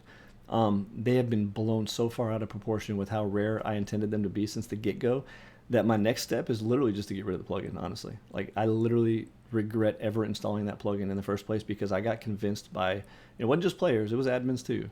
I got convinced by so many people to keep adding this and adding that and make it easier, make this, make it that, make this. And now people literally, you won't find anybody without a fully enchanted kit where they just, and even worse, then I got convinced to make it so that the original plugin, if you try to put the same enchantment on the same piece of gear, it counted as another enchantment. So you can only have 3 on a piece of gear. So if you found Prospector, you put it on your pants, and then you found another Prospector and put it on your pants, that's 2 enchantments. You only get 1 more, period. And I actually paid our developer to recode the plugin, and this was, again, from people suggesting and wanting it and whining about it, to reprogram the plugin so it just actually adds those bonuses together. And I will concede that does make more sense that way, but doesn't mean I like it. To add them together and not count as separate enchantments. So now people can stack them even higher. And people are stacking 6, 7, 8 of the same enchantment on one piece of gear. And it's just snowballed out of control. It's just snowballed out of control. They were supposed to be so rare that if you didn't have the skill points put into enchanting, you would not even see a single enchantment kit the entire freaking wipe unless somebody sold one to you. That's why they've been removed from most of the quests. And if you didn't notice the update logs with those quests, I also boosted the other parts of the quest to make up for it, even though it's something that should have happened without having to boost anything else. Does that mean you nerfed Scavenger? Nerf Scavenger, what do you mean? Isn't there one Scavenger you have a higher chance of finding enchantment kits in everyday loot crates or something like that? No, it kind of got a pseudo nerf for a little while there, where it was doing the wrong amount. If you look in the update log, you can see where it was the wrong amount, and I fixed that and went back to the right amount. But yes, Scavenger, the recycle one, actually that wasn't even 100%. That's another one. The recycle for enchantment kits, the original way the plugin was coded was you just got a random, first of all, you only had a chance to get a random kit. It was like 5 or 10% chance to even get a kit when you recycled an enchanted piece of gear. I increased that with a skill. I made that skill that didn't even exist. I made the skill so that you could increase that all the way to a 100% chance. And even then, the plugin originally was coded to that when you did get an enchantment kit back from recycling, it was a random kit. It wasn't ever the same one. And then I got convinced by some players and admins to change that, and we had to pay our developer to recode the plugin so that you got the same kit that you recycled from the enchanted item. You get what I'm saying, though? It's just one thing after the other. It's gotten easier and easier and easier and easier, and it's just, no, it's too far. It's way too far. Alright, that was all my questions. Yes, sir. All right, appreciate it. Up next, we have Supreme. Hello. Hey. A lot of people in the chat aren't gonna like me for this, but that's fine. Do it anyway. T may also not like it at first. Just hear it out. Because it may need a plugin, but I've been doing some research into the launch site Bradley respawn timer. And I see that there are different values floating around the internet. Is that configurable, or would that need a plugin? Requires a plugin. I've been doing all the Bradley research Well, for T. hold on. There may be a there could be a convar for Bradley respawn time. I don't know. They got rid of that convert. Okay, I've never changed it, so whatever defaults to, that's just what I leave it at. I've never touched it. Okay. So now for the part that everyone else is gonna hate. Would it be possible, because it's been an issue for a while, to remove the roaming loot pinatas? Oh, and I wish. Spawn the Bradleys at launch site. So faster? you know what? I'm gonna publicly bitch out the person that convinced me to fucking increase the amount of them too. Wookie. Okay, so I'll go back on my decision. Rolling back to 3. Let's go. I'm down for it. Maybe we'll call a vote Roll for the back to maybe we'll three. call a vote with Do the it. players. Do it. So Do here's my thing with Bradleys. The reason I hate them so much right now. If you guys haven't noticed, the vanilla Bradley in launch site has way different AI than the other Bradleys. That's because Facepunch still works on that Bradley. The developer of our plugin for the Bradleys, people have to program their own AI into these plugins. It doesn't just inherit it from the other one. He hasn't touched this plugin in over a year, and he's not going to do anything with it. The other Bradley plugin we were looking at, because they did work better, the AI, that person abandoned the project and hasn't touched it now either, and said they're not going to support it anymore. So we're literally stuck. There's no Bradley plugin out there that has any good AI. So our Bradleys are rolling on the old AI, where they just literally, if you fart in their general direction, they stop and they just sit there like, hey, I'm free loot. Go ahead and shoot some more rockets at me. And that's all they do. They're fucking pathetic. I hate them so much because of that fact. Again, this goes back to my original speech in this whole meeting about easy mode server. That's so annoying that that people will even bitch like, oh, we want more Bradleys. Like, dude, are you kidding me? They're so easy as it is. And then when we reworked our calculations for how many crates they dropped, I mean, like the bigger Bradleys were dropping up to like 12 crates, and we nerfed it down to like 8, and they're like, it's not fair. It's like, how's that not fair? You literally just have to stand there and sidestep a couple times, shoot a rocket, sidestep a couple times, shoot a rocket. That's all you do. Literally all you do. And yes, I know they take more rockets, but let's face it, our Bradleys are literally, I might as well just put something in /s where you can sell rockets to the server for Bradley crates. I might as well just do that. I mean, that's literally the same thing. I freaking hate them. I would love to tone them down to 1 on the map at a time. I obviously not counting vanilla launch Bradley. So why not just, instead of toning it down to 3 or 1, remove the roaming and make the launch site Brad respawn faster? If you have it on like a 5-10 minute cooldown, which might need a plugin, like, yeah, everyone will bitch and moan for a week and threaten to quit and then come back, but they're walking loot pinatas and everyone can get an M2, 20 minutes into wipe. Yeah, I'm gonna cut you short on that one, because actually I actually like our roaming Bradleys. We were actually the first server, and this is real. I'm not just tooting my horn here. We were the first server ever to have roaming Bradleys on the roads. Man, God, you remember them days? And all the new people would join, like, what the fuck? There's a Bradley driving down the road. Like, we were the first server to have that kind of stuff. And actually, I have a lot of pride in our Bradleys. The admins, I don't know if you guys know this, but we divvy out our tasks. I haven't worked on a Bradley in probably 6 months. The admins that work on Bradleys, they're pretty proud of the Bradleys they have driving around, on the roads and stuff like that.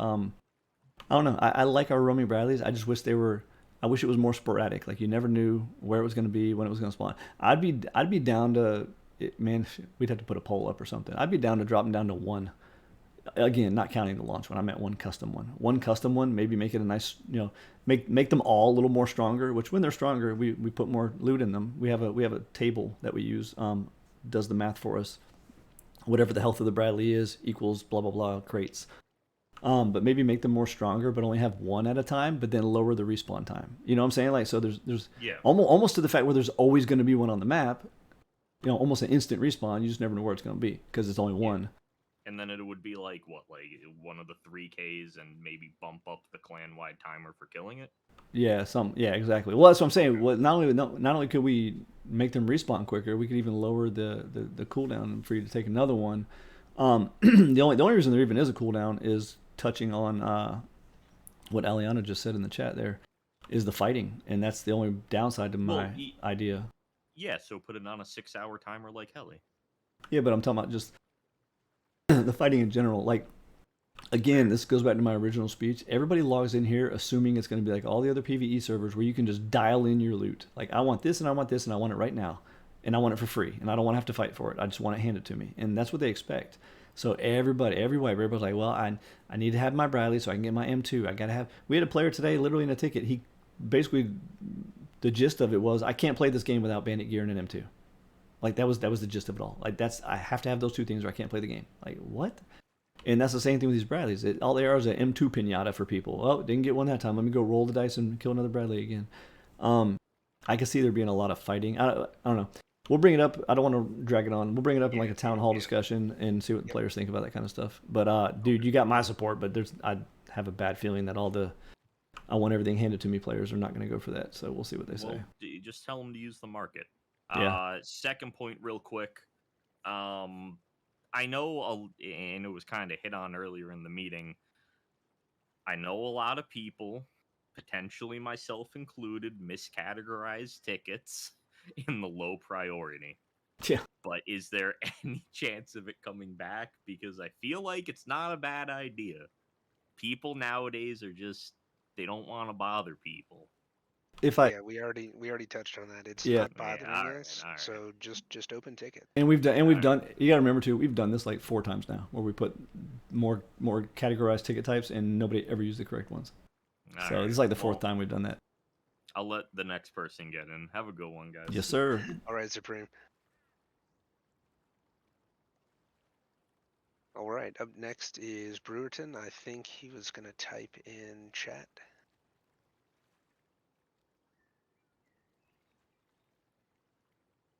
Okay, any way for the bubble around raids to last a little bit after the raid despawns so people can't swoop in the loot. Swoop in to loot, especially with a few of the raids where loot is protected from easy access. This causes pains. I like that. Put it in suggestions so that way I have it written down so I don't forget, and I will bring it up with Nivix. Was that it, Brew? Bada bing. Or Brewerton? Bada boom, bada bing. Cool. There you go. All right, put in suggestions for me just so I don't forget. All right, up next we have Dirt Grub. Better not be one of the dirty ones grubbing Brewerton's raids. Yeah, that's what it is. No. But on the subject of raid bubbles, the PvP ones, Oh god. is there any way we can make it so that if you do damage to the raid, you get flagged? Because as of right now, you go into a PvP bubble, and I mean, I would do the exact same thing as these people, but they will just sit out. Like, I'm gonna preface it, I'm not like talking bad about anyone. I would do the exact same thing if I was in a large group, the same as these people. But they will just sit outside the raid bubble and just rocket it from the outside. No. You and can you can just stop right there. That is a fucking amazing suggestion. Do the same thing I just told Brewerton, please. Okay, what did you tell Brewerton? I'm sorry. Put it in the suggestions channel. Put it in the suggestions channel so I don't forget. This meeting is going to go on from me at least on my side. I'm going to be here till probably 11 tonight, and I'm going to eat my dinner that I haven't had anything to eat all day, and I'm going to bed. So I will never remember that shit. But that is a great suggestion. Yeah, that's just the only thing that I got though. No, So, put that in suggestions channel so I don't forget, and I'll talk to Nivix about that too. all right, appreciate it. Yeah, that's good shit right there. I like that one. Yeah, I don't know. And what T Farmer's talking about in the chat, I don't know how to solve the bubble hopping thing. I mean, honestly, we're not gonna put too much energy into this kind of shit. We're a PvE server, not a PvP server. I understand the frustration of it. I think it's bullshit. I think it's a fucked up tactic. We can't police it because we're not gonna sit there and float around every server every time there's a PvP raid up. I don't know how to handle that. I think the bottom I th- line is yeah. if you're not having fun at a PvP bubble because of the way that other players are playing, then just move on to something else. that's Yeah, more I agree. fun. Oh, And that- 100% for sure. And like I said, it's the same. I would do the same thing because it's dumb to do it any other way. The way that they're Yeah. set up currently. Yeah, I It's agree. Yeah, that's- there's really there's no counterplay is my point. Like No. there's nothing we can do. But I agree that if they're damaging the base, they're actively fucking raiding it, and they should be flagged. as such, Exactly. yeah. That's my point. Like they completely eliminate. Like if you have a rocket launcher out, the point is you people will wait till you fire a rocket because it's going to take a while to switch a weapon, and that's when you can attack them. But if they're just shooting from outside the bubble, they completely negate that problem. No, you're So- exactly right. Yeah, I like that a lot, honestly. So yeah, put that in suggestions for sure. All right. Appreciate you, man. All Anything right, else? appreciate it, man. Damn, he got T all worked up now. Man, I'm getting my desk just went up like 6 inches. Sorry, it's cold outside. Only 6. Yeah, it's cold. All right, up next we have Peaches. Jason Baggins, yeah, we have that option. Obviously, I'm sorry, I saw what he just said in chat. We have the option to make it so you can't damage them from outside the bubble, but let's face it, some of the raids you kind of got to damage them from outside the bubble. I mean, there's not exactly enough room in there on some of those raids. That's why we have it the way we have it. I really think Nivix can do what we just suggest. Matter of fact, you know the whole how you stay flagged for 2 minutes when you leave a raid bubble, a PvP bubble. That was us. That was literally suggested from a player, like just happened just now, and I brought it to Nivix, our developer, and he was like, "Fuck yeah, let's do it," and he made that happen. So, you know, we'll see what we can do. Hey, Peaches. Oh, she's typing in chat down there. Okay. Oh, my bad.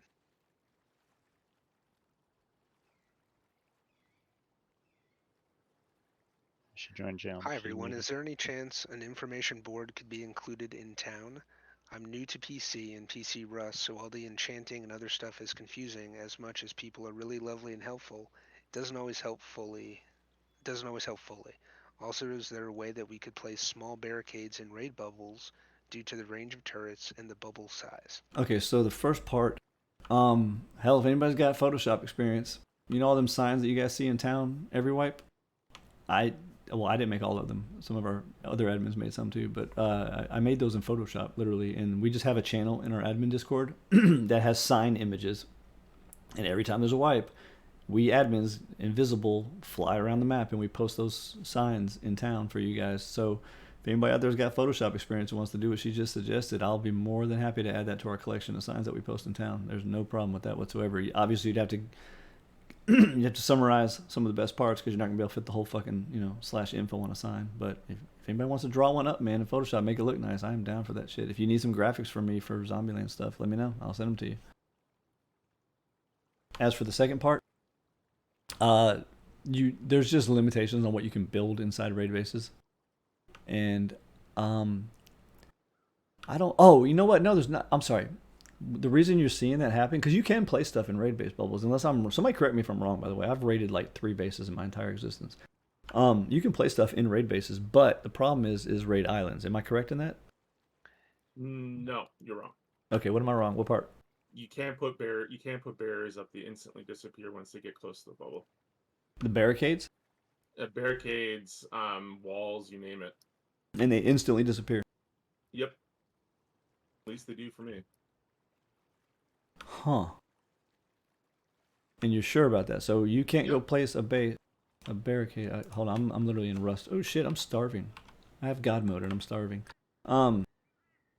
All right, let's move on to another question while I'm in the background here playing around with that, and I'll address it. if that is the case, I'll talk to Nivix and see if there's anything he can do about it. It's real iffy on building inside raid bases, and I can tell you right now, if it's on a raid island like the raid base islands, you're not gonna be able to do shit anyway.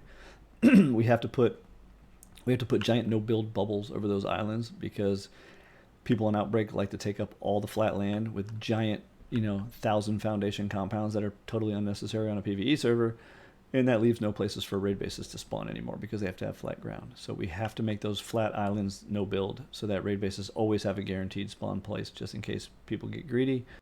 So you'll never be able to build in those bases that are on raid islands. The solution to that would be to get your fellow player to stop building so much outlandish and obnoxious bases, and then you would have more flat ground not on raid base islands, which means raid bases would spawn inland where you can actually build in them. But I'm still experimenting with what you were just talking about, though. I didn't know anything about that. All right. Appreciate it, Peaches. Up next, we have Death Queen.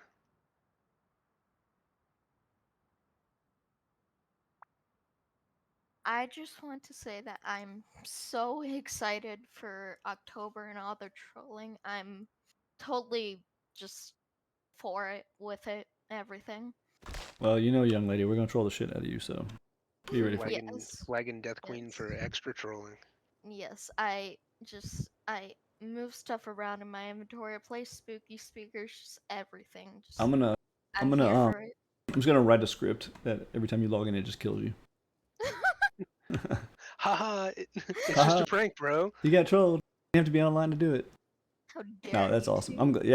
I hope you have fun with it. There was this God, I don't have the chat open right now.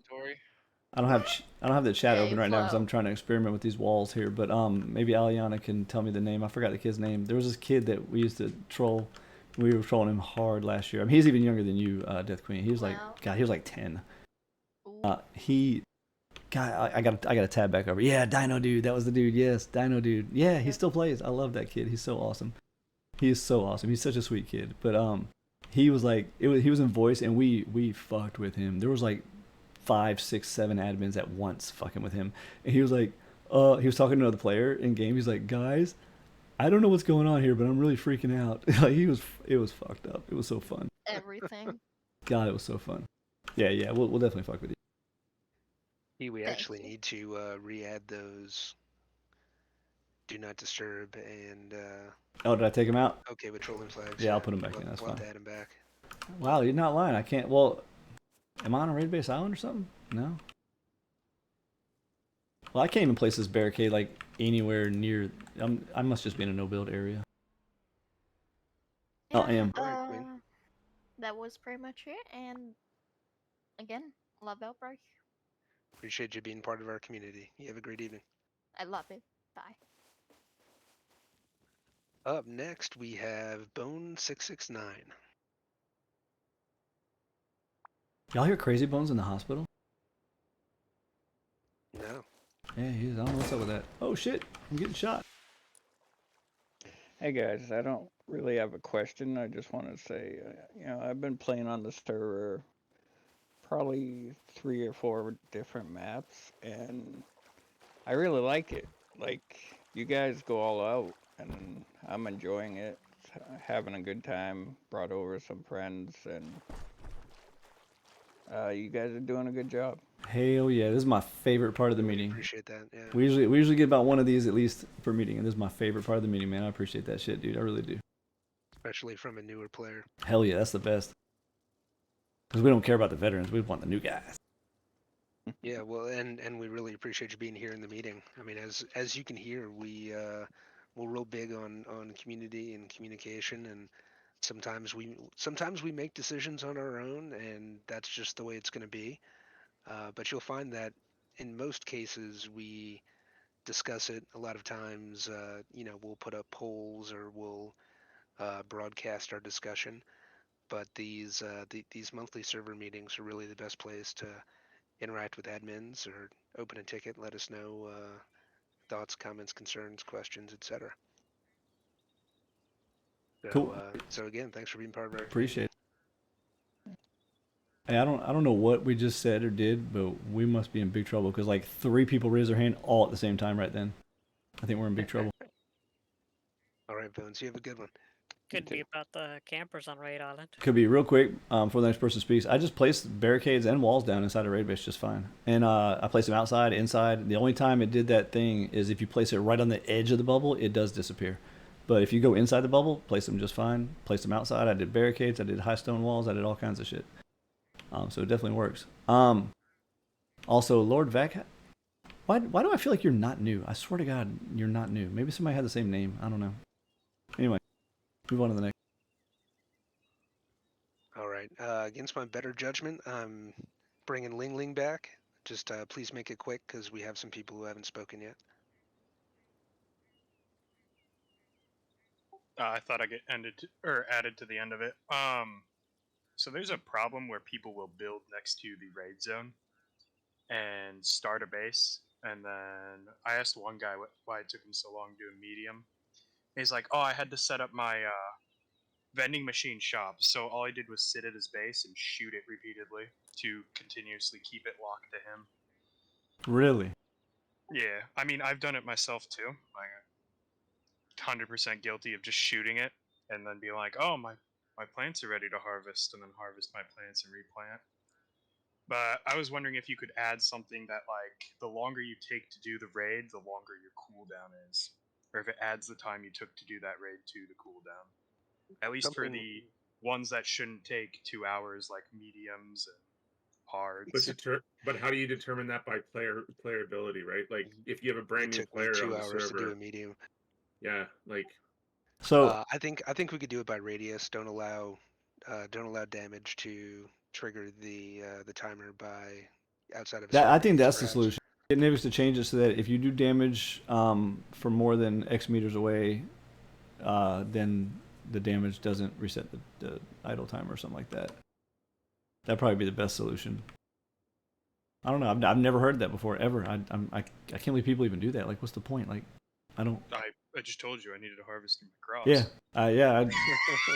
I hate farm. I'm farming. Or the best one is when they go back to craft more boom. Yeah, that's the worst one. That's usually how people get their bases to go idle, and then they bitch at us like it's our fault. Yeah, I mean, I'll ask Nivix about that. I don't know if there's really a viable solution to that. It's definitely annoying. If you see somebody doing it for like an extensive amount of time, like I don't mind. Like you're gonna go harvest your crops, so you take a pop shot at it real quick. But if you see someone literally just sitting there doing it over and over again, like fucking report it. We'll come watch them. If they keep doing it, we'll pop out of Vanish and say something. If they don't start raiding it, then we can just despawn the damn thing on them. I mean, sometimes they'll like take breaks. I mean, like you don't. If you see somebody doing it extensively, just report it to us for now. Again, I'll talk to Nivix, see if he has any ideas, but if you see something extensive, just report it. We'll come talk to him. Because that's kind of horseshit. You're just preventing other people from having content at that point. Yeah. especially since you can only have 5 on the map at a time. Yep. And if you're doing that on Outbreak, you're fucking people up. So yeah. And that's why you transfer to Infection or Utopia. There you go. You And know, for those in the channel, when he said 5, that's how many buy raids can be on the map at a time. You still have all the other raids too. You like doing raids, huh? We have raid day on Utopia. There you go. Unlimited raids, no cooldown, no nothing. yeah, I'm waiting for the value to go up. That's a good offer, but I think you guys can do better. So Oh, it ain't going up. I promise you that. Not only is it not going up, but we are strictly limiting it this year because we got ripped off so hard last year. All right, that was all. Yep, appreciate it, man. Appreciate it. I gotta make that happen. He's all mad at me for the enchantment thing, so we have to talk to Nivix. And look, for everybody listening, I'm seeing comments in chat where it's like everybody does that, or that happens all the time. In terms of people shooting bases from a distance to keep them locked. Look, we don't see everything. I mean, we play, but we also do a lot of adminning. So if you ever have something that pops up like that, whether it's a point of frustration or something just seems a little bit off, don't assume that we know about it and it's an approved thing and we're on board. We may just not know. So, don't hesitate to open a ticket and say, "Hey, there's a thing and it's, this is how it happens." And we may tell you, "Oh yeah, we're aware of that. It's good to go." Or we may say, "Holy shit, why hasn't anyone ever said anything?" All right. All right. Up next we have Deceitful Nugget.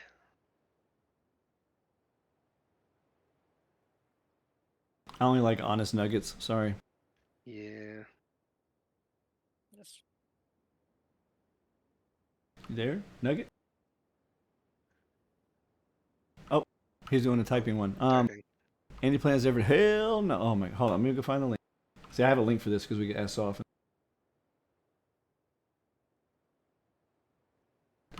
While T is looking for the link. Yeah, we can move to the next one. I'll give you the link in chat. TLDR. My whole answer will be right here on this link. FAQ. FAQ. Da da da. MISC.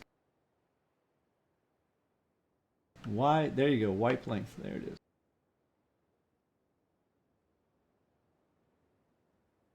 Good read right there. Because not only do I give the answer, but I explain why that's the answer. Nugget, if you have any questions after reading that, feel free to paste them in chat. We'll be happy to answer them. All right. Hey, up next we have Gemma.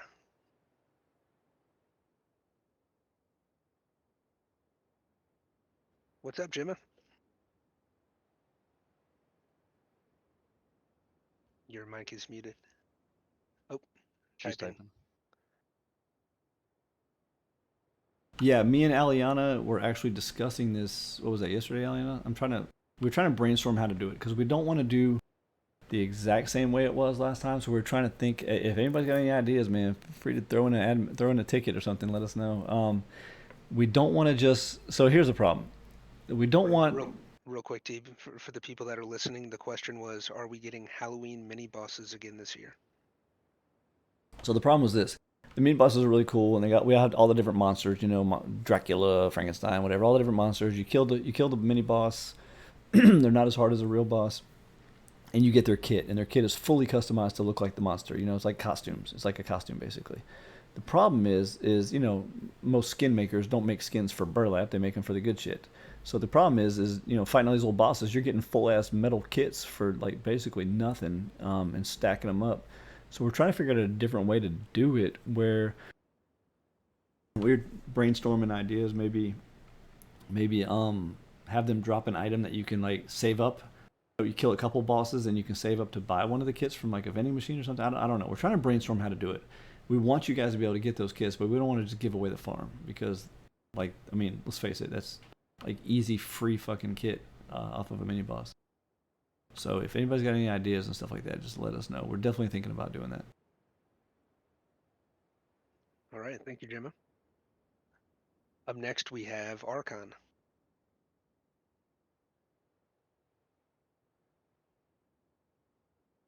Hey guys. Hey. Just a comment about the change from RP to the Zeds. I think it's been pretty good success. I don't miss my RP at all. Just by doing my normal quests and raiding my bases and stuff, I've had more than enough Zeds to do any one of the raid bases I want, buy as many helis as I want, and there's been no limitation to my gameplay. So from my perspective, I think that change is a complete success. Hell yeah. Just I wanted to appreciate throw that, man. I 2 lost cents in. a lot of sleepless nights over the whole RP thing, but I'm gonna tell you right now, I have not seen any negative feedback from people so far. So that's, and if you've been around our servers for any amount of time, you know that's impossible to not get negative Yeah, feedback. I've been here for a couple of years. I Yeah, moved to it's Utopia maybe 6 months ago, and Yep. it's it's been great. so you know it is impossible. Not you could give people free shit and they still find a way to bitch. So the fact that Yeah. nobody's bitched about it yet is pretty amazing. No, that's all for night, guys. Thanks. I appreciate it.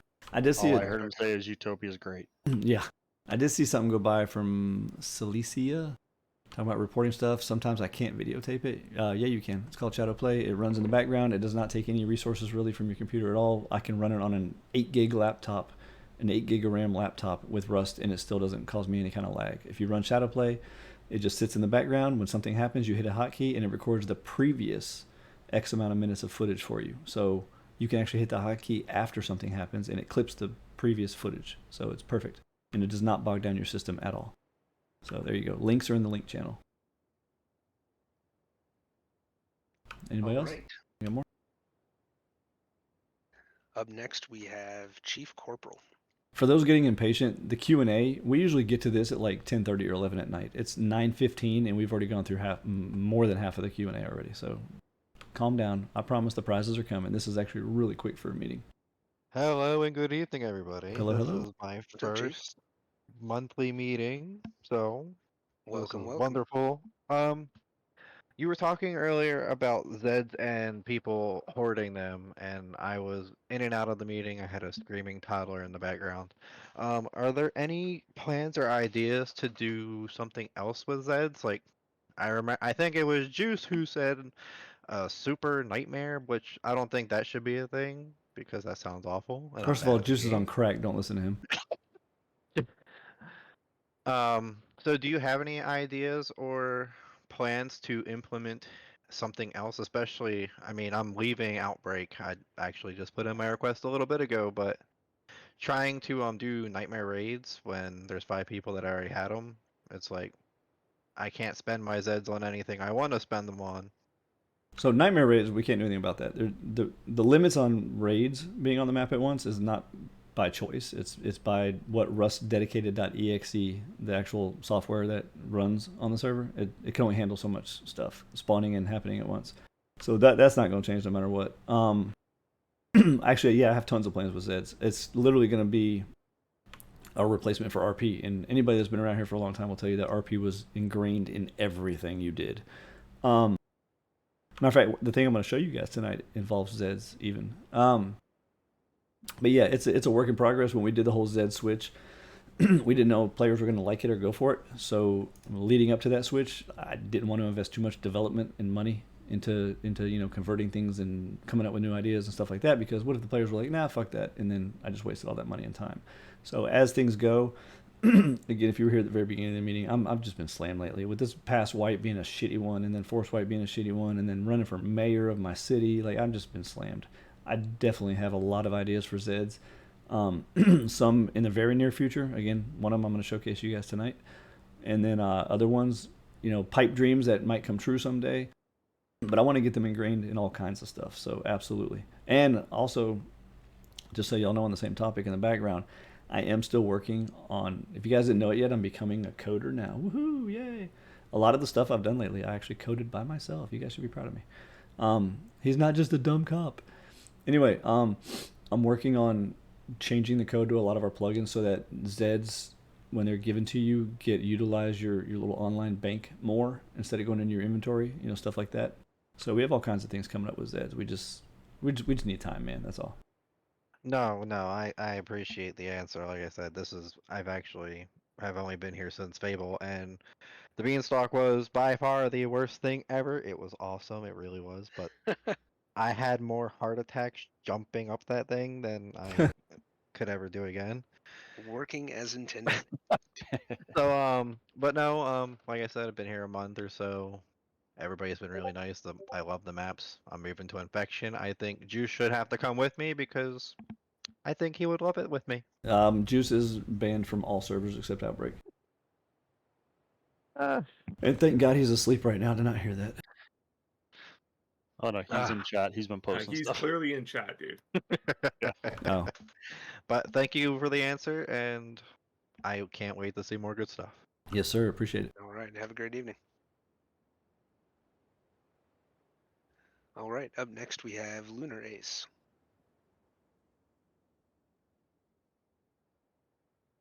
Sorry. Hang on one sec. Or maybe we don't.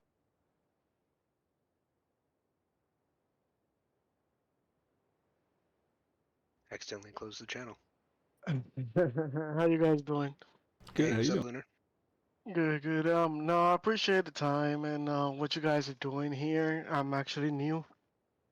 I brought over my team with me. It's me, my brother, and another friend of ours. We actually appreciate what you guys are doing here. Hell yeah. And actually, when we got into the server, we actually got welcome, and I really do appreciate that. Had to worry about no offlining or people teabagging us offline, You little remember kids who and welcomed stuff. you? I think it was Juicy. Yeah, it's probably Juice. Juicy Yeah. Juice. Juicy Yeah, Juice. he actually ported my brother to me where I was at, and he just landed and died. That was funny. Oh, sounds like Did he Juice. sound like a young man Sounds like from New Juice. York? Sounds like Juice. Yeah. Yeah. It was no break. It was your Juice. What it was funny that you said that too. I just got done bitching and saying that Juice is not allowed to go on any other server but Outbreak. Do you know why that is? Now I see why now. Because all of our new players always end up coming to Outbreak. And dude, I'm telling you, I've been telling my admins this forever. Oh look, Nivix is in the house now. I've been telling my admins this forever. Is greeting our new players is the single most successful thing we do. Like it literally just makes. I tell the admins when I train them because this is the first thing they get trained on, and it's like, yo, it shows the players like, yo, we're active, we're here, we're watching, we got your back. And so that way, when you're playing the game, if something really fucks up and it's not your fault, like it's, when just your stupidity or you died or whatever, but something really fucks up, damn well that you've got a team that's watching and we're here to help. And that's a huge thing. I can tell you, I played Rust in many games. I'm old. I've been gaming since, the 90s. I can tell you right now, I've never played a game where I knew someone was watching over my shoulder to help me if something fucked up in the game for me. That's awesome right there. And number two is, it forms like a personal, almost like a personal relationship or a bond. It's like, we don't want to just be invisible beings in the sky that just yell at people when they do something wrong. We want y'all to just think of us as your friends. We play the game too, and we just have to drop what we're doing to go help you if something happens. That's all. So yeah, it's so important, and Juice is the all-time leader in our greets. Our admins usually average 20, 30 greets a month. Juice averages 500 to 600 a month. Oh wow, nice. It's insane. Nivix, we got all kinds of raid-based suggestions coming in tonight, man. I'm going to have to hit you up later and tell you about them. All right, Lunar. Well, welcome to the server. Hope you stick around, and if there's anything we can do, please reach out. Oh yeah, of course we will. We will. I mean, we came from console to PC now, and we're staying on PC. Oh God, I don't blame you. Nice. Even without Zombieland, I don't blame you. All right. Have a great evening. You too. And be sure to tell your team we said welcome to. I don't know if they're in here listening or not. So. Okay. Up next, we have Slender.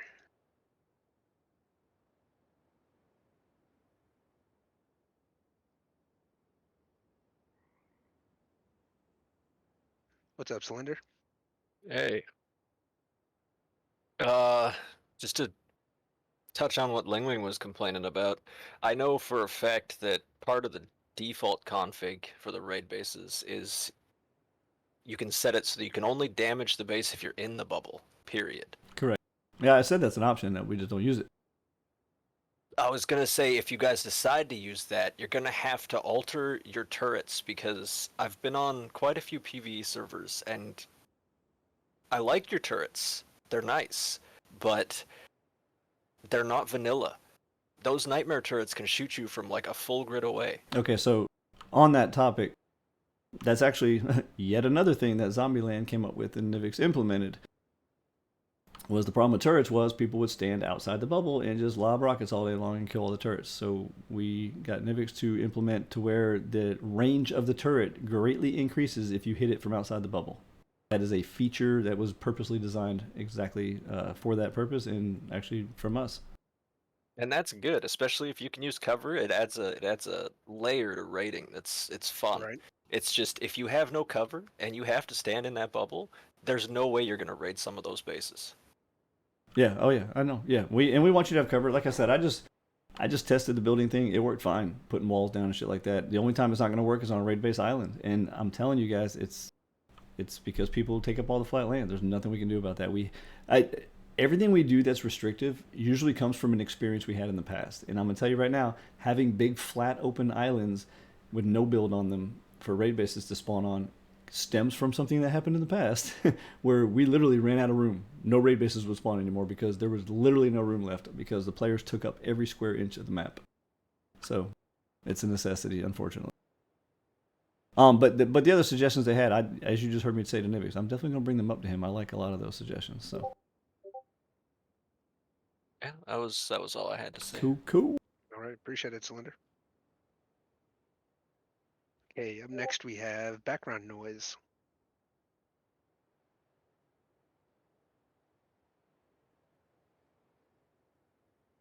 How you guys doing? Good. How you doing? Good. So first of all, before I get to my question, I'd like to say, as someone that has a couple thousand hours in PvP coming to a PvE server, I actually love this server. I've played servers before. I mean, I've only been on here like 3 days, but I played PvE before, and they were okay. But this has been actually a huge blast.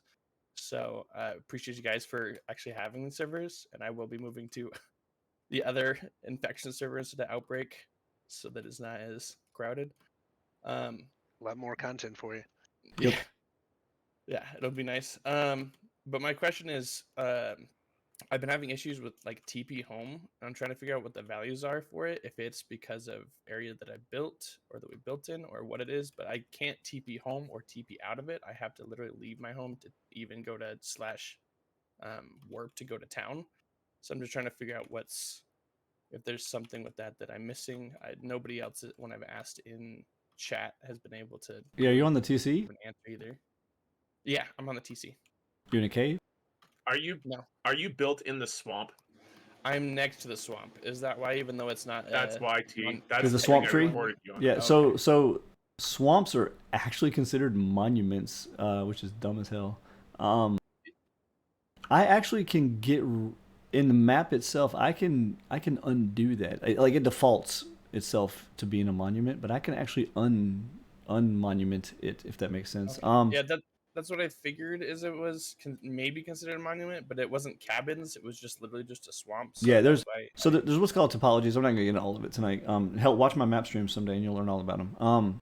But yeah, it's a huge paint. You paint the ground with a topology to tell Rust what type of area that is. And the swamps default have the monument topology all the way around them, even extending a little further than them. I can unpaint that. I've never heard this. 5 years of doing this, I've never heard anyone tell me that before. So I guess that's something we got to start checking on the map channel, you guys, when we're working on map.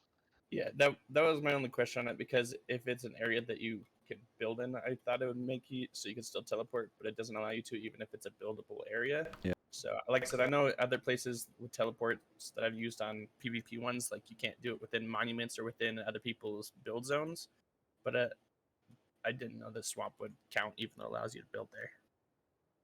Yeah, we'll get that taken care of on the maps. I was just not aware, so that's easy to fix though. Unfortunately, I can't fix it mid wipe, so you're just gonna have to deal with it for this wipe. Yeah, But yeah, no worries. I mean, wipes in 2 days, so I'm not too worried about it, and I'm switching to the other server anyway. So, Well, awesome. I've got that down to add to our checklist when we do our map work prior to going live. We have a big long checklist of things that are, minimum that need to get done prior to map being complete, and we will get that added. Yep. Anybody ever wants to apply to be a map Appreciate it. tester, by the way, we still are taking applications for map testers. Awesome. Yeah, I appreciate you guys. You guys' admin team is phenomenal. Like someone else said, I got greeted like my day and a half into playing this, so it was actually really cool. And it's great, isn't it? Isn't it great getting greeted like that? I love it, dude. Yeah, It's my I've favorite. never seen an admin ever, and you guys' response to a ticket that I put in was super quick, so it's like it's phenomenal. Yep. Honestly. I've been saying this for years. Our team is literally what makes the difference. Hey, Oh, you know, I have a quick question for you as a new player to our server, but an experienced Rust player. Obviously, we don't have people roaming around blasting you while you're trying to, hit rocks and stuff. But have you found it? I mean, have you had moments where things were difficult and you had to kind of stick with it to get through whatever it may be? So yeah, that would be the most rage-inducing thing, which it would be the hordes. Hell where yeah. they're trying to do stuff like trying to take just an easy raid base, and there's a mob on the island while I'm trying to do an easy raid, and I'm getting killed by a shotgun trap because I'm not used to them because no one ever uses them in PvP ever. Yep. And then I try and come back, and I get killed 3 different times by a mob that's literally just camping the easy thing. The hordes are my love child. Yeah, they're great once you have stuff later on because I can, kind of cheese them and kill them other than their excessive amount of throwing explosives that they have. And they give good loot and shit like that sometimes. But past that, that's the only thing that I've had that's like super difficult. The rest of it's just kind of a grind because I'm not used to playing vanilla. I'm used to playing like a 3x servers, just quick, It took me years to get hordes to be able to hit bases like they do. I love it. Yeah, it's great. It's definitely a challenge when you come across those hordes, but I see why. It's different, like I said, because everything's a little bit harder than just regular scientists, and I'm not quite used to that. Yep. But it's once you kind of get going, it's a little bit easier. At the start, it's a little bit harder, especially when you're newer to this stuff.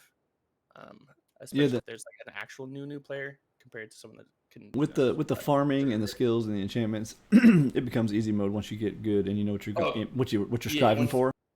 Yep, once you level up. I'm only level 27 right now. Yeah, once you get high up, man, it actually turns real easy. It's embarrassing how easy it is. But the cool thing is, like, even our easy NPCs are harder than like fucking cargo or oil rig NPCs any day of the week. Yep.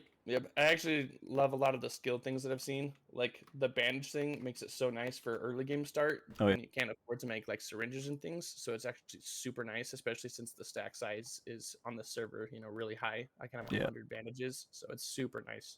Hell yeah. That is cool, man. Cool. Well, Appreciate the compliments, man. And I'm so happy to see all of the new people in our community participating in the server meeting. Yeah, Really love that. It's been a lot lately too. I like it. I like it a lot. Yeah, it's cool. I usually actually don't join servers for Rust things because they're usually just a bunch of nonsense and stuff. But I join this, and it's actually really cool that you guys do the whole meetings and listen to people every however often you guys do it and stuff like that. It's actually every month. Cool. I like it. Every month. Awesome. Well, thank you for the feedback and welcome to Zombieland, man. Thank you. Appreciate you guys. I'll see you guys on Affection. Yep. And to the guy in chat, Grim Reaper, yeah, levels wipe on force wipe. Do we have any more? We've got 2 more left. All right. We have 3 total, and then I'm turning off requests. Up next, we have Supreme again. Supreme, before you start real quick, hey, admins, let's go ahead and iron out where we're going to go for the prizes so we can start spreading out now. Beyond Affection. All right, I'm on test 2 so I can showcase the map. I'm on Utopia already. All right, anybody else? We need Outbreak and Terminus. Going on Outbreak and Term. We got Cryo here too, and Bad. Cryo, Bad. The problem is half the admin teams falls asleep during the meeting. Trigger's probably asleep too. Trigger's there, but Trigger has to leave to take care of his dog. Twiz is gonna cover Utopia for me. Who is? Twiz. Okay, yeah, who we got? I'm here already. Who we got on Terminus then? Bad, Cryo, Mala, Juice. They're all sleeping. All right, go ahead, Supreme. I know this was a suggestion that I'm pretty sure got approved. I was looking for a follow-up on it. I know we talked about having different respawn kits changing by rank. Whatever happened with that? So I think the thing that kicked all that off was people saying that they wanted to respawn with less stuff. Yes, that is exactly it. Because it led to just throwing stuff on the ground, which we all know is not ideal. So, like, by time you're veteran, you respawn with, maybe just your mushrooms for food, rather than having to dump everything on the floor. Wait, we were gonna get rid of that per player request. Did we ever do that? I can't remember. No, that has not happened yet. Yeah, I was think. just following up on that. Yeah, we're gonna get rid of that. If you scroll through the suggestion channel, I've been putting check marks and X's on ones that I'm gonna do or I want to do, or X's on ones I'm not doing. Okay. I'm pretty sure I checked that one, but because I've even gone through there and removed other people's reactions so that mine show up in the list first. The checks or the X's. But yeah, I'm gonna get rid of that. So you got. And I just wanted to make sure that it didn't get lost to time, But until I don't recall seeing it when I look back through, but I'm blind, so. Yeah, we're gonna do it. All right. For those in the chat though, until it gets done, y'all do know you can type /strip and it just completely wipes your whole inventory. Again, be careful. It wipes your whole. Yeah, listen to what I say. It wipes your whole fucking inventory. It does not strip your backpack though. No, it does not. It does not strip your backpack. And what by backpack I mean the plug-in backpack, like /backpack. Most of you guys bind it to a key, but. When you first open your inventory, not your backpack, anything that you can see in your inventory goes away. Yeah. So your hotbar, your clothing, and your normal vanilla Rust inventory, if you type /strip, it gets rid of all that shit, clears it all out instantly. Matter of fact, I have /strip on a hotkey. I wouldn't advise that as a player, unless you put it on a faraway hotkey, because if I hit mine, it doesn't matter. I don't play the game. I can just respawn my admin kit real quick, but yeah, it clears all that shit. All right. Well. All right. Appreciate it. Thanks, everyone. Yep. Have a. Yeah, just Grim Reaper, just bind it to your spacebar. You'll be okay. It's Briscoe. Hey everybody! Real quick, just want to say thanks to everyone who makes this server possible, and I also want to say special thanks to everyone who attended the Outbreak party. It was super fun to see a lot of you guys. I know my group is renowned for doing a lot of PvP and just being too serious about the game, but we really liked seeing you guys and cutting loose with you guys at the party. And it's been a great 30 days, getting to know a lot of you guys, and just really warms my heart. Appreciate it, man. For those, really appreciate you putting on that event, man. Yeah, for those in the community that don't know, I know Briscoe can get a bad rep because a lot of his teammates like to go hardcore PvP. Some of them get a little mouthy sometimes, but I'm gonna tell you guys right now that this person Briscoe in the channel right now has done more for this server in 4 years than a lot of admins have done in their entire time. He really has done a lot of shit for this server. I'm even background stuff. There's been days. I don't remember what it was, Briscoe, a long time ago. We had to set up a server or something. And your ass he was like my IT guy. Got in there and helped me get everything set up. The DDoS days. Yeah, the old DDoS days back then. Yeah, so I'm gonna tell you guys right now, this is the nicest person you were ever gonna meet on our servers. Period. And he has done a shit ton in the background to help our servers and put on events and donated stuff. I mean, a lot of you, him and his wife alone have donated so much to the servers. They've paid our bills half the time. Like you guys don't understand how much this person does for the server. So again, I know his group gets hardcore in PvP and pisses people off, but hey, take it out on his group, not on him, because this guy right here does a shit ton for our servers. So appreciate you, Briscoe. Kind of you to say. I think a lot of my group gets a bad rap because it's just PvP situations. It really we are all just fun-loving people, honestly. You get to know us. Yep. Anyway, good dude, man. Appreciate you putting on that event too, man. We've been real slack with our events lately, so I appreciate it. It was fun. See you guys later. All right. Oh, hang on. I closed the damn window again. And for the record, there's nothing wrong with Briscoe's group either, by the way. They're nice people too. I'm not trying to single them out as not good and people. more anime skins. See you guys later. Bye. Oh, son of a. Except that Aliana chick. I heard she runs with them sometimes, and she's just annoying. Oh my god. Instead of moving him to the audience, I'm going to move him to the trash can. It'd be cool if we had like a little recycle bin in Discord. Bloop, bloop, just drop you in there. The last but certainly not least is Death Queen. Isn't it past your bedtime? No. Oh, okay. I just want to say that I like how the Zed plugin is working so far. It's easier to get Zeds than it was RP, and having it wipe, getting used to Zeds, I kind of like it better than I liked RP. Yeah, you got something to strive for each wipe now instead of just having it all. Yeah, it's nice and I like it. Good stuff. I'm glad you like it. And get ready to get spooked. I will. I'm excited. I think I'm gonna stream when I spook her, just to hear her scream on the stream.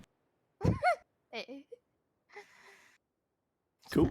Is that our last question? That's our last person? That's it. Oh shit. Time to give y'all some prizes. Thanks, Queen. Have a great evening. Good night. All right. With that, that is the end of the FAQ Q&A. Everybody go to town on your server. Get in line in front of the admin at town. They are gonna ask you if you want rockets or Zeds. You either get 50 rockets? 50 rockets, 5k Zeds. Yep, you either get 50 fucking rockets or you get 5,000 Zeds. And on Utopia, I have a rocket sign and a Zed sign set up. Trigger was nice enough to set it up for me, so just line up under the sign that you want. Fucking see how Utopia runs, man? Super efficient. Yeah, come on over. It'd be more efficient if you just spawned in through our tools, but just. Oh, you guys are rude. Our tools are not that great. Wait till the next tool, though. I have a hotkey I'm setting up for you admins so that you can just give people their Zeds or their rockets with a push of a hotkey next force wipe.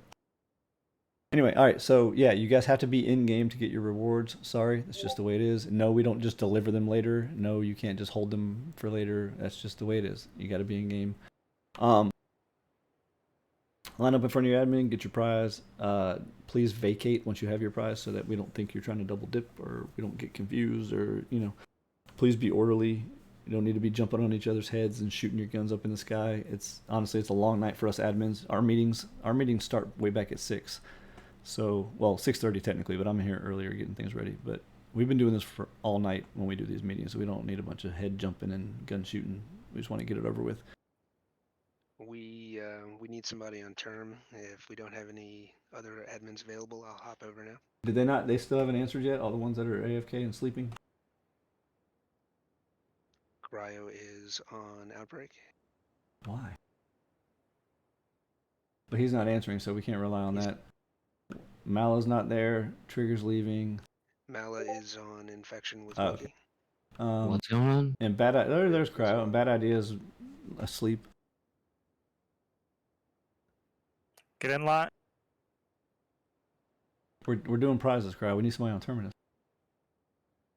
Oh, that's the I easy. can jump to Terminus. Yeah, that's the easiest server. There's like 7 people on. I got terminus. Stay on outbreak. Take care of that server. Now you got the hardest. To the dozen or so tickets of people putting in server transfers, we will get to you. Just bear with us. Yeah, and remember what I said in the meeting. You're more than welcome to just play where you want to play. These server transfers are not that big of a deal anymore because it's really just about if you have a gold rank or not. So, all right. While they're giving away prizes, if you guys are not in the stream, you might want to get in it now because you're going to get to see the next map. Well, actually, I'm sorry. This is the map for the 23rd. And by the way, I'm sorry, this is the map for the 13th. The 23rd, we have a special custom Halloween map that we only run one time a year. And you know, like all our maps, we always make changes and make upgrades and fix things and do new things on it. So there'll be new stuff too. But that special Halloween map is coming up on the 23rd of October for the final wipe of the month. The map I'm streaming right now is the one that's going to come out on the 13th, and this is one of our probably best maps. If it's not the best, it's definitely in the top 3. Maybe our map testers will pipe in because they've been raving about parts of this map too. Anyway, if you're not in the stream, you might want to open it because that's where the map stream is going to be, and that's where the new thing I want to show you guys that I'm working on is going to be too. There's the stream link right there in chat. I'm going to start off the map stream just kind of slow and lackluster while everybody gets their prizes. Once they have their prizes, I'll make it more interesting, like what I show you guys. I just don't want them to like and subscribe and check out our store and our Patreon. Mash that bell button. Don't forget. I just don't want to. I don't want the people getting their prizes. Buttons. I don't want the people that are getting their prizes to miss the content. So I'm just kind of laze around right now. Mash the smash button. Oh, I'm working on a new skill, by the way. When you respawn, you can spawn with like a different amount of health, based upon how much points you put in the skill. Like in the medical tree, like you could respawn with 100 health if you had it high enough type thing. I haven't got much done on it yet, so don't quote me on it and ask me next month, where's that at? Still working on it.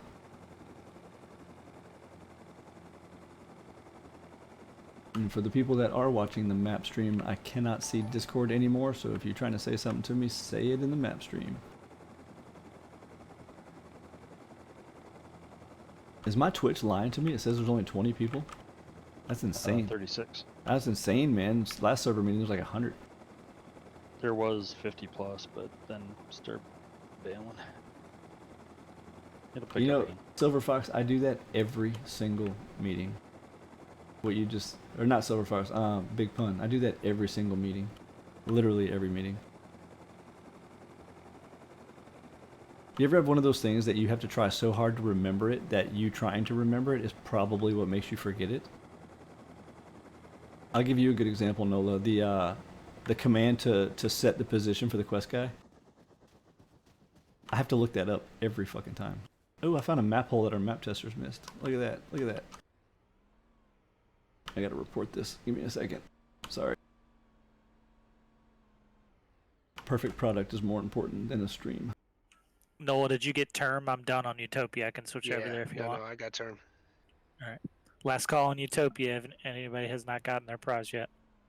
Last call on infection as well.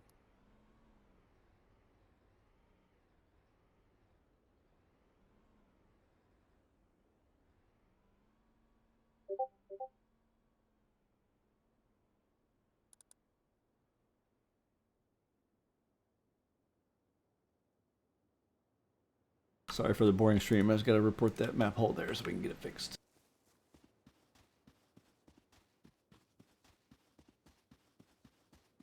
Yeah, if you want to apply to be a map tester, there's an application thing and support bot.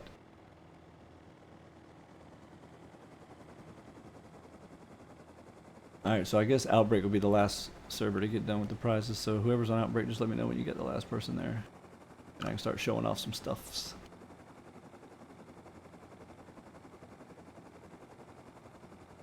One cool thing about this map, crazy amount of zip lines. Actually, is this the one I was working on earlier? Sorry, T, I got a bill. I gotta go take care of my dog. I sent you the timestamps already. No, you good. I appreciate it, man. Thank you. Yeah. See you guys tomorrow. Yep. Last call on term. Yeah, I'm done on Utopia. T. Okay, nice. Can you use a hand on Outbreak?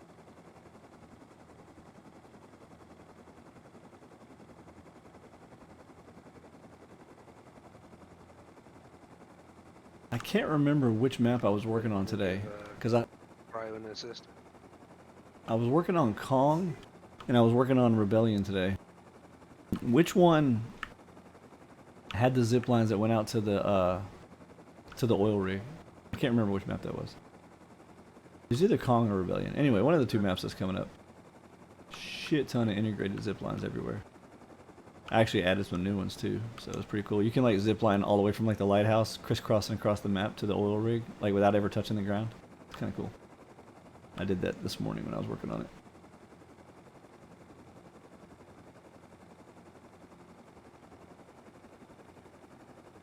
Anyway, so this is I'm assuming most people are done getting their prizes, so we can start checking stuff out here. This is Rebellion, one of our definitely in our top 3 maps.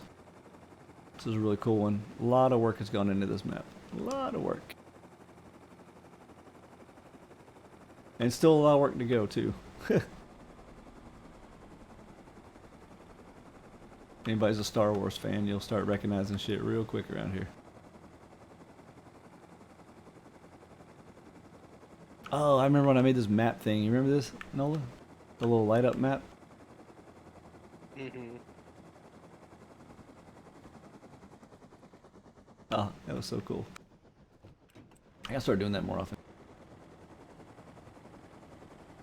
Is there a team limit? I mean, just whatever Rust default, what is it, 8 for Rust teams, I think? 8 Rust teams, clan 10. Yeah, our clan, we have clans set to 10, and teams is just whatever default is. I think it's 8.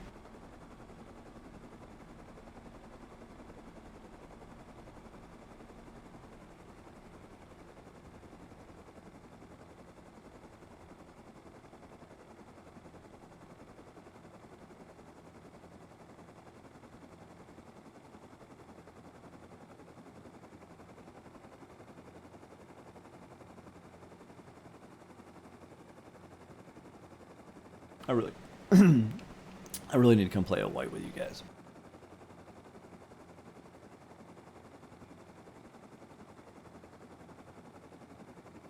Problem is, you know, it'd be on Terminus if I did.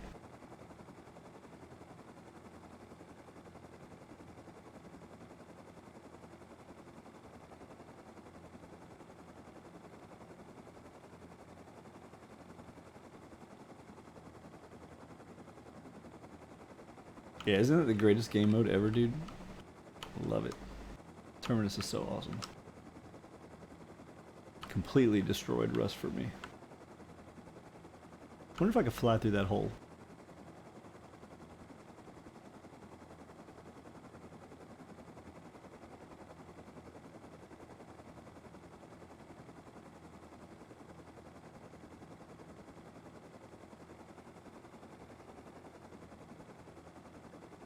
Yeah, the stream's at, it looks like 40 something now.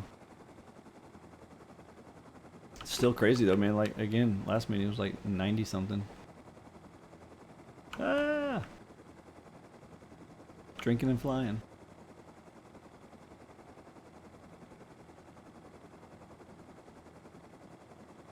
Oh, dead end.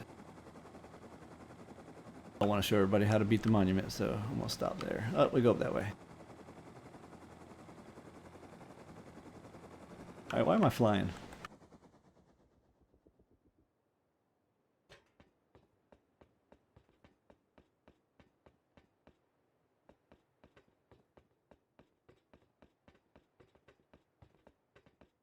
Fucking stormtroopers everywhere.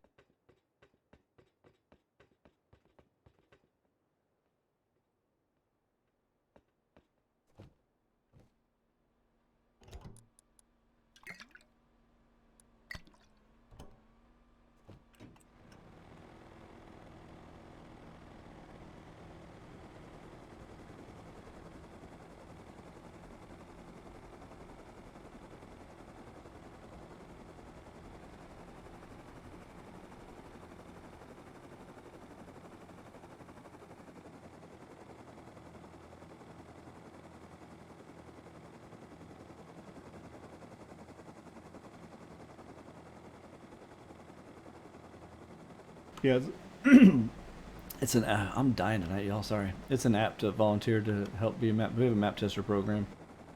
They're not admins or anything. They're just there to help find problems with the maps. They help us revamp some of our puzzles. Like, you know, they have better ideas than we do. Like, hey, maybe you guys should switch that to a, you know, a card or a puzzle thing. You know, whatever. They run our stuff, and something needs to be made more difficult. They come up with different ideas.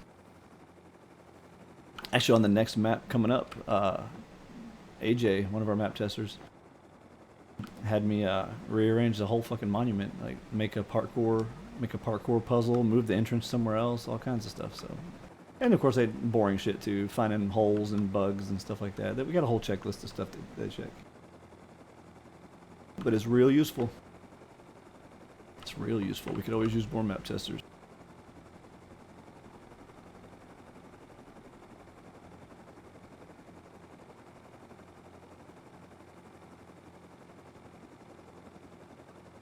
Yeah, our admin team is technically who does all the map testing when we don't have map testers helping. So yeah, they definitely do a lot of testing too. Matter of fact, they do a lot of the work too. I mean, that's not what we bring admins on to do. So like, I don't want anybody to think like, oh, if I apply to admin, I can be the person that works on Bradley's. No, it's kind of like, you know, you gotta earn your ropes first, and then you start doing behind the scenes type stuff like that. But I mean, like, Wookie and Juice mostly handle Bradley's lately. I mean, you guys have been doing that for like what, half a year now? Yeah, more. Nola's been doing all the NPC work for like 9 months now, something. That is a long ass time. Couple years. Yeah, it's been a while. So we all split things out a lot. Chappie's been doing a lot of the raid based work lately. We split things out.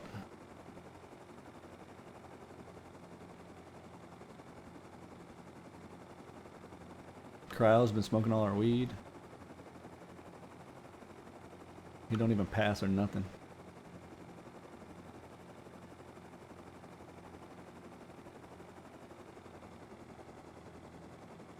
Oh, we got to replace these signs.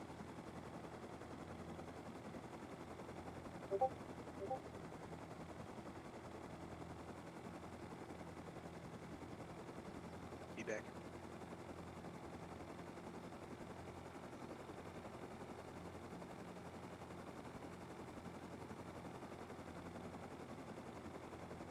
Finally got logged into what, the server?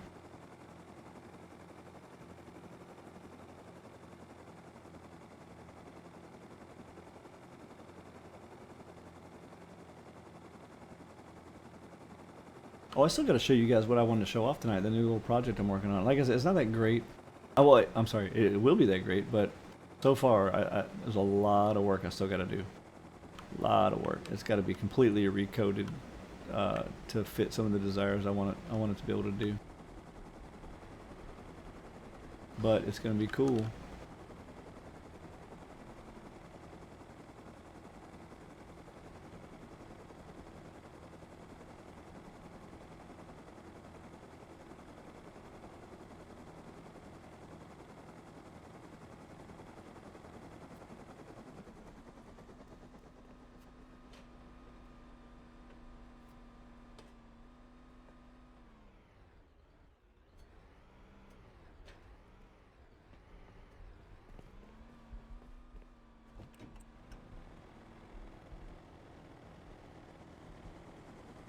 Oh, I got you.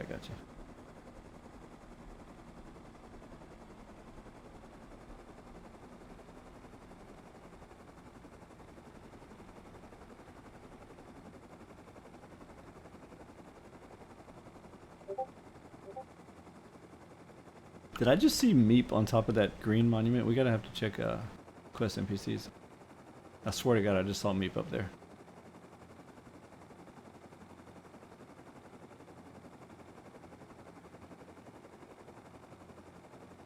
If one of you admins gets a chance, put in Rebellion to recheck quest NPCs, because I'm pretty sure I just saw Roadrunner up there. I'll get it. I'll get it right now. Appreciate it. I'll never hear the end of that shit, man. Oh, why is Roadrunner at a green monument? I spent 4 hours searching for him.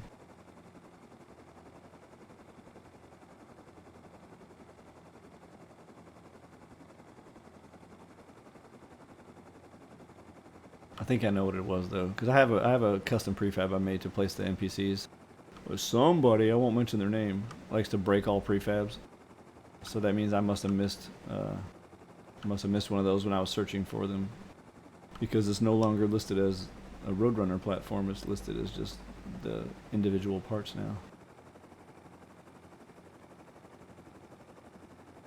Somebody breaking all my shit.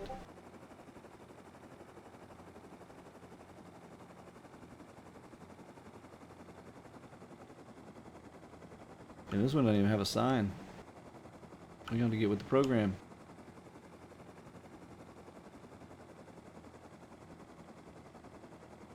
Pretty cool build spot though. Oh wait, there's a sign right there. I think. Oh, it's on the inside. Okay, I got you. I think it's on the inside there.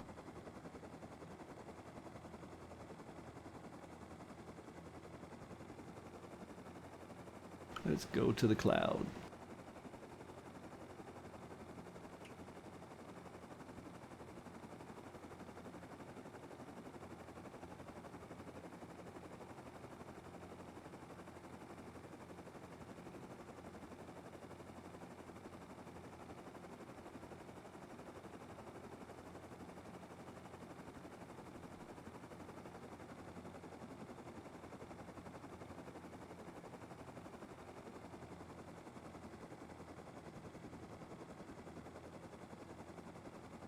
Well, if it makes you feel any better, I got a couple 100 hours flying real helicopters in real life, so it's kind of like cheating.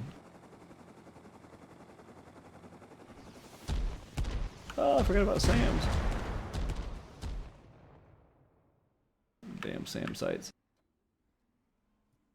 Get fucked. Get good. This is one of my favorite places on here, though. Robinson R44.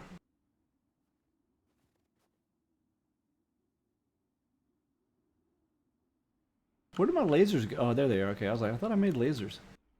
Yeah, hold on, I gotta change the time of day.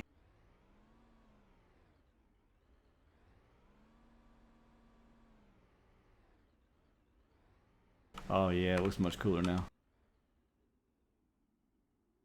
Pew pew.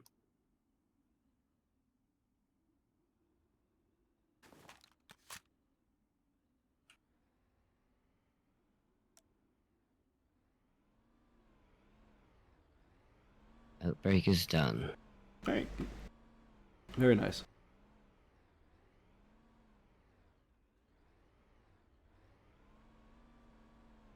Now I know what it feels like when those people had millions of RP. Ha ha ha.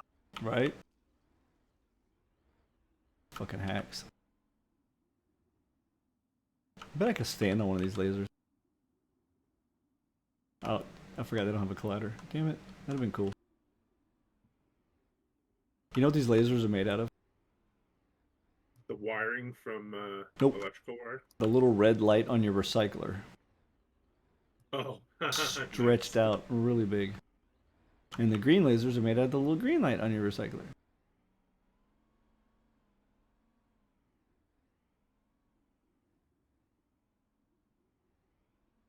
Look, we even got the damn tripwire.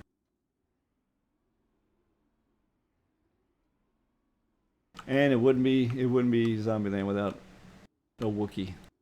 A Wookiee crossbow. It's a bowcaster. Get it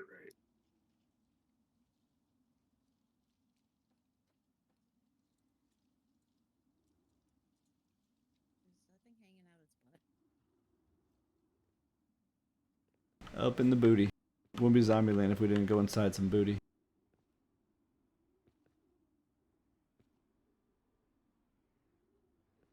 Ah!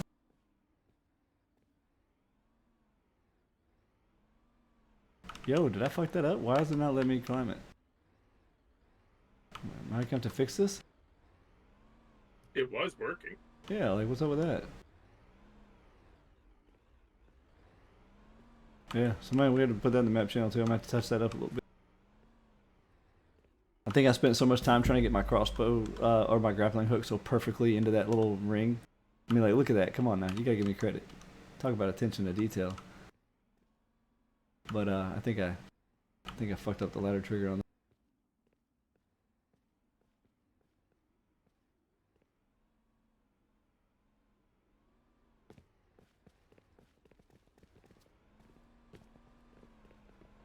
Oh yeah.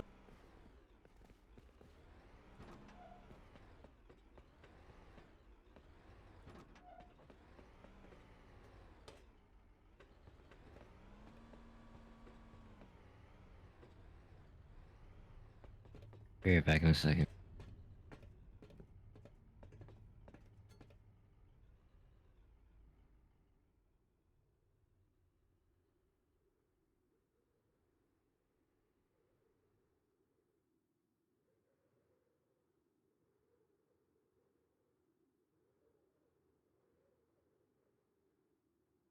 I actually like the new attack heli. I'm a fan. I like it.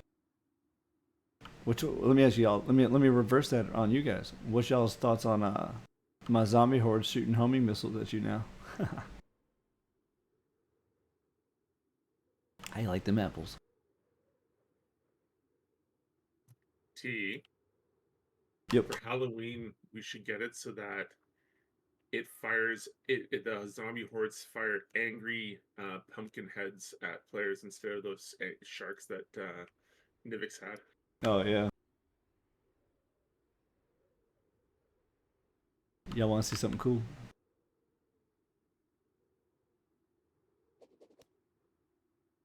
The Hammer of Thor.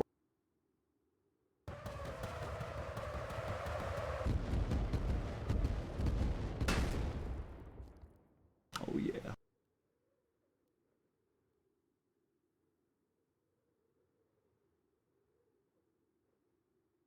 Alright, what was I gonna... Oh yeah, I was gonna show the little thing I'm working on.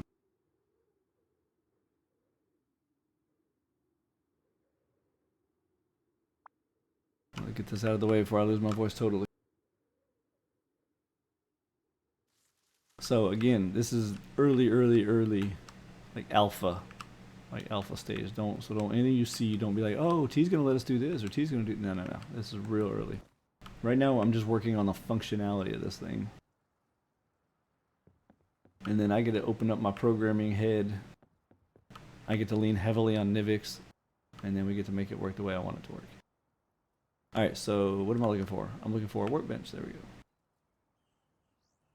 Actually, hold on. I want a different workbench.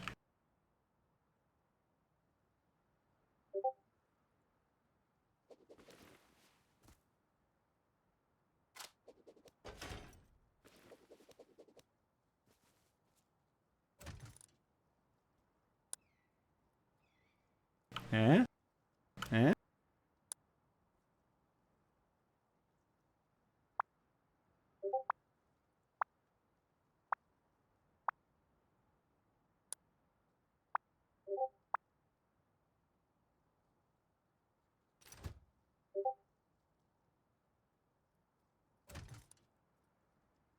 That's kind of cool.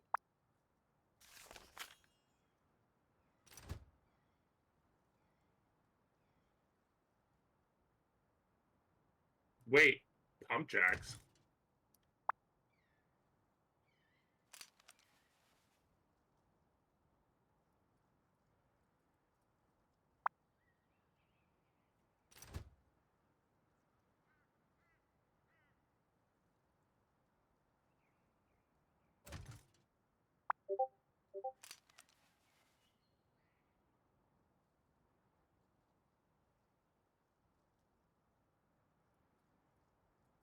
So, like I said, don't get too totally excited on this.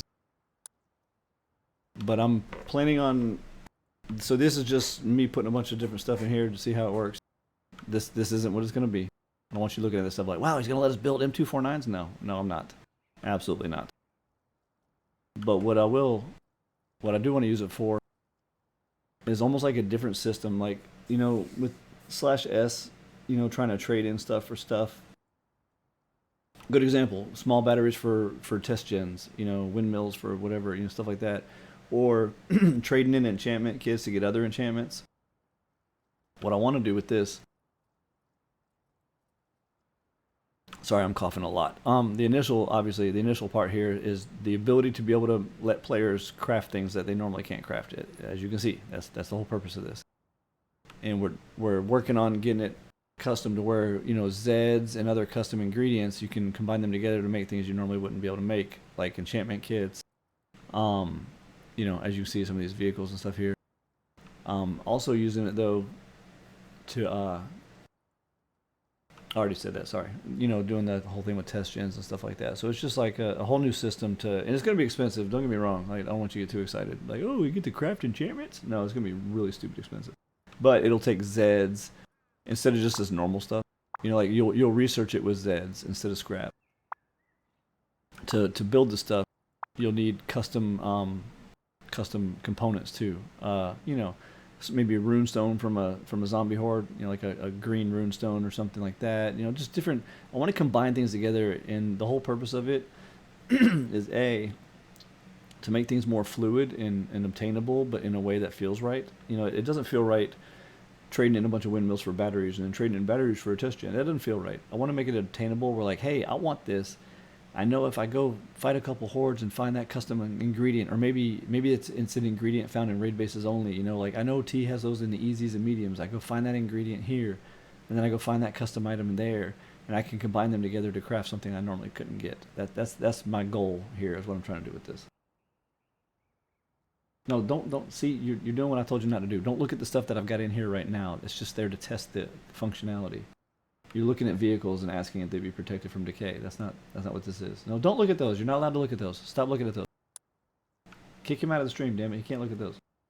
No, you can't make damn Chinooks. See, you guys are doing what I said don't do. Anyway. Ooh, I can make diving tanks. Yeah. And now there are some items I wouldn't be opposed to putting in here too. Door closers, I wouldn't be opposed to those being in here. Recyclers, I'd be cool with those being in here. Just stuff that you can't craft normally. And if you notice, it even shows you if you don't have the required ingredients, it colors them yellow. So it'd be pretty cool. Just be able to do all this kind of stuff. Scream. Usually T tells us not to speak on behalf of the server, but I almost guarantee you T's not going to give you a personal pump check. No, that ain't happening. Absolutely is not happening. Again, my original experimentation with this at all was about enchantments and stuff like that. So, as I think of other things I can do with it, that's one thing. Anyway, pretty cool though, huh? You gonna let us craft our own personal Bradley that we can drive around on the map? No. Damn.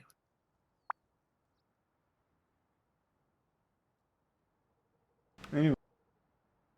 No, you're not getting personal Bradley. Well, you have those during Power Hour.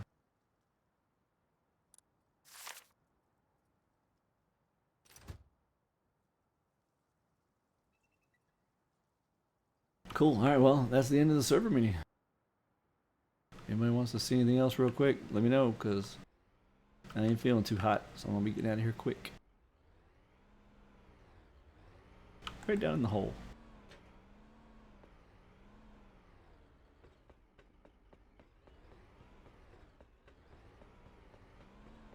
Damn, I wasn't even in God mode.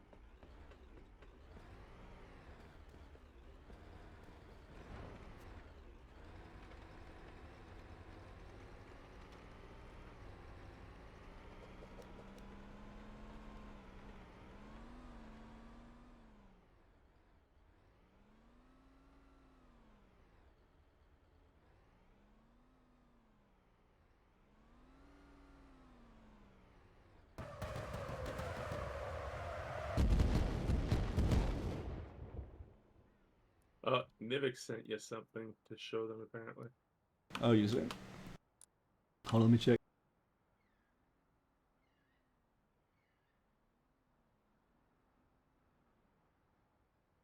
Oh. Alright, hold on, Nivix. I haven't made my shit open yet. Is this my new nuke that you've been working on for me?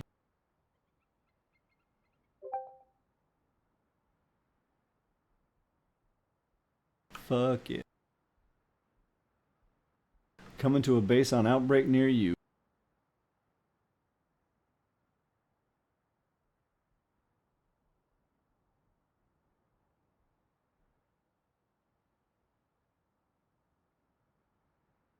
Definitely coming to an outbreak base near you.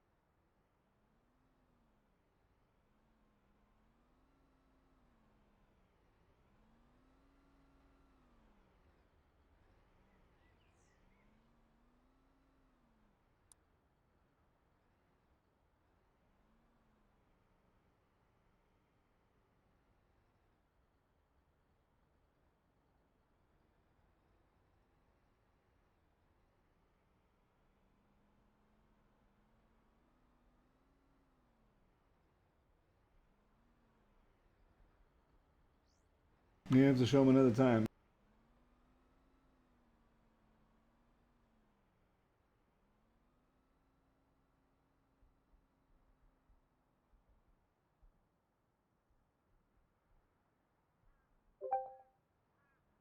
It's all good. I gotta get out of here anyway, man. My throat can't even barely talk.